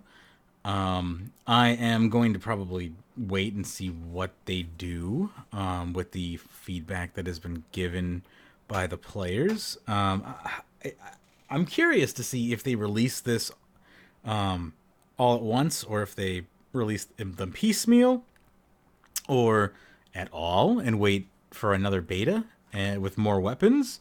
I'm very curious to see how this goes. I really hope it's not piecemeal because on a selfish level, like the Grand Exchange manip is going to be out of control and obnoxious to deal with. Yeah. But I mean, I've bought most of the stuff already, anyways. But it's just I never like it when that happens. Yeah, either. Actually, I should think I own everything except like. Well, I need to buy an Eldritch crossbow, but I own everything else that I need for the conceivable future of this update. But still, like it's like other players aren't in that position. But Gosh, I'm with Blade. I like the concept of weapon diversity. I thought it was one of the best aspects of old school combat. I thought it was cool that like a lower tiered weapon was way better than a higher tiered weapon, depending on the place, because of like they're weak to crush or something weird like that, and not that many weapons did crushing damage, but were also fast. So like the Saradomin sword was like OP for Slayer for a while, which was really neat. Yeah. But at the same time, like it really feels not as well thought out as it could be. And if they will, I think that if you're going to do something like this, it's such a huge change to the core mechanics of combat that it should take a long time. Like, I'm not sure if there's been a bigger combat update than like Revolution, or even EOC itself than this weapon diversity thing. And so I hope that they give it that level of seriousness with the implementation. Yeah. And I'm really soured. I've really been soured on batch updates. A lot of people have. That's the sentiment that I'm getting from a lot of people. All the posts that we've read on today's show have echoed that. So you have pretty much enforced that as well, but the information that you have given me tells me that the beta that has been provided also has insufficient, really, not only for testing purposes, but also even if it was released into the game, it wouldn't be complete as far as weapon diversity is concerned. There would still be tons more to do, and there would need to be, a round 2. It wouldn't be considered weapon diversity mission complete. But, right, and it's fine if it takes a while. Like this is this is one of those updates where it's like, I mean, it's not mining and smithing level big, obviously, but it is like. It is one of those where if they're like, hey, this is going to take a long time, here's a realistic timetable. Yeah. That would at least give me some faith that it could be executed well, because it really seems like when they take a lot of time, they tend to do a pretty good job. But when stuff is rushed, it's like a disaster. Yeah. When they try to push things out super early and they end up just, in June when you thought that they were going to be methodically thought out and planned. Yeah. But anyway, hopefully you go ahead, Blake. Huh? I'm sorry. I just want to say, like, it's also like the way they announced this and released it has been very strange. Yeah. Like they've been very quiet and not really active on like the discussion about it. Like we got the news post about it, and then it was released like the next day. And then when they did like their live stream of the weapon beta, it was just a Virago mass with really nothing to explain like what was going on, what was like the reasoning behind it, or any of the devs like that talked about it. It was just a mass. Yeah. It's just very strange. It is. Are they like still licking their wounds from like this comp cape, just like fiasco that happened the last few months? Is that why they're not interacting as much on this one? Maybe. I mean, they are still dealing with Comcape. They're pretending like they are righteously moving forward with Comcape. Like what they've done is, like, I think the right thing to do. I don't know. It's weird the way that they're acting with Comcape. Go ahead. You probably just missed it, David, but they released the behind the scenes video, and Comcape is being released this month. Like, oh, okay. Oh, yeah. So they're just doing it. So and it's this most recent version, which is just like the same thing, but Reaper. Take it or leave it, basically. Yeah. Tough titties. We're just going to tweak it. That's it. Yeah. They've added a couple of things to the trimmed cape, but one of the funny things, as we were mentioning earlier, the Master Quest cape's still not on the trimmed cape, even though it's saying, you need to have explored everything and covered everything. Oh, that's kind of weird. I figured that would have been one of the like easy ones. You'd think so, but yeah. And just while we are talking about that behind the scenes, there is a PSA just put up by Mod Meadows a few minutes ago The Nature Sentinel outfit will be released alongside the Breaking of the Storm event. Nice. They didn't mention it in the show, but it is coming with the Breaking of the Storm event. When is that launching? The Breaking of the Storm. Did they mention that? They The said, yeah, well, it's in 17th June, of June. so 17th, yep. 17th. All right, that's in 10 days. Good stuff. I'm looking forward to that, even though it's an MTX event. It's all right. Okay, well, I've already done this been there, done that thing. I can't believe Trimmed is Salty, Sandy, and EIEIO. Is that all gonna have a 1 month grace period? Interesting. Yeah. I'm working on EIEIO right now. It is taking me forever. I got some perfect readings right now if you need to get some. Because I'm working on that right now as well. Yeah, I'll message you about that. Maybe we could help each other out or something. Yeah, I'm hoping to get that one done because that seems like the most time locked one of the 3 new recs. Anyone have anything else they want to talk about before we close out today's show? We all good? I am all good now. I want to thank everyone very much. That was a good episode. Thank you, David, for coming on in the last second there and dumping that knowledge on us, because that was... Timing was perfect. Yeah, it was much more than I was able to give, and much needed.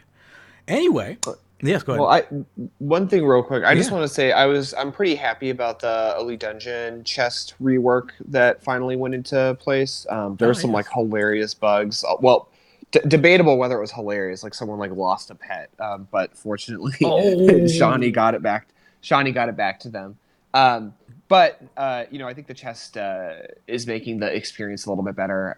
And for people, I still think that if people are trying to make that transition from like God of War's Dungeon 2 level of PVM to the upper echelon, Elite Dungeons are just like the perfect thing to do it at.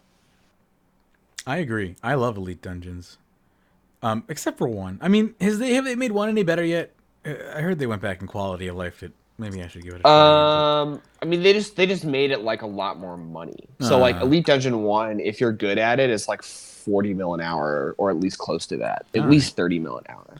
I like 2. I haven't tried 3, but 2 is fun. Anyway, 3 I did on the story mode, obviously, and the Magister was a pain in the bum to kill in story mode. I can't imagine what it's like in normal mode.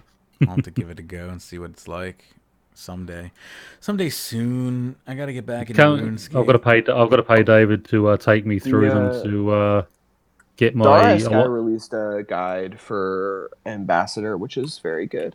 Like yesterday or something. When y'all go, take me with you. Yep. Anyway, we all good? We good to go? Yep. All right, I'll be back next week for some Magebit in the morning. Hopefully on Monday, if not Tuesday. We'll be back to do the show again on Friday. And I got another new article up on magebit.me. If you're interested in checking it out, you can do so. There's a link in the show notes if you want to. Otherwise, you can go to magebit.me. But otherwise, you can check us out on social media. Facebook.com/RSWeekly is the Facebook page. @RSWeekly is the Twitter account. Runescape.chat in your web browser will get you to our Discord. Runescape.video will get you to our YouTube account. Magebit.tv is our Twitch. You can find us in-game, Kill, Skill, and Chill. That's our clan. Kill, Skill, the letter N, Chill. Runescape.club on the web for our clan chat. Runescape.expert is my Rune clan. Runeweek.com for the podcast. RunescapeWeekly.com for the interactive show notes. If you want to support the show, you can go to patreon.com/RuneScape to get access to the pre-show. For only $1, you can support us. Also, we are currently doing the 10-year anniversary USB stick, going through and interviewing as many of the co-hosts as I can get over the years and getting their nostalgic memories, what they have left at least, depending on how old they were back then as far as their memories go. And we're talking about the shows and all that stuff, and we're putting that together in a compilation and whatnot, and all sorts of other things. Rrman found all of our little stingers from the soundboard, like all of our little clips and stuff like that. That'll be put on there, and there'll be some other little mementos and stuff like that. All the sticks are signed and numbered and whatnot, and one of them will also be very special as well. You can check that out at patreon.com/RuneScape. You can also do a one-time special donation at paypal.me/RSW. Check out my personal projects at Magebit.me. Special thanks to our top patrons at Sudwood and Ricky A. Big special thanks to 13 others. We'll see you again next week, and happy scaping.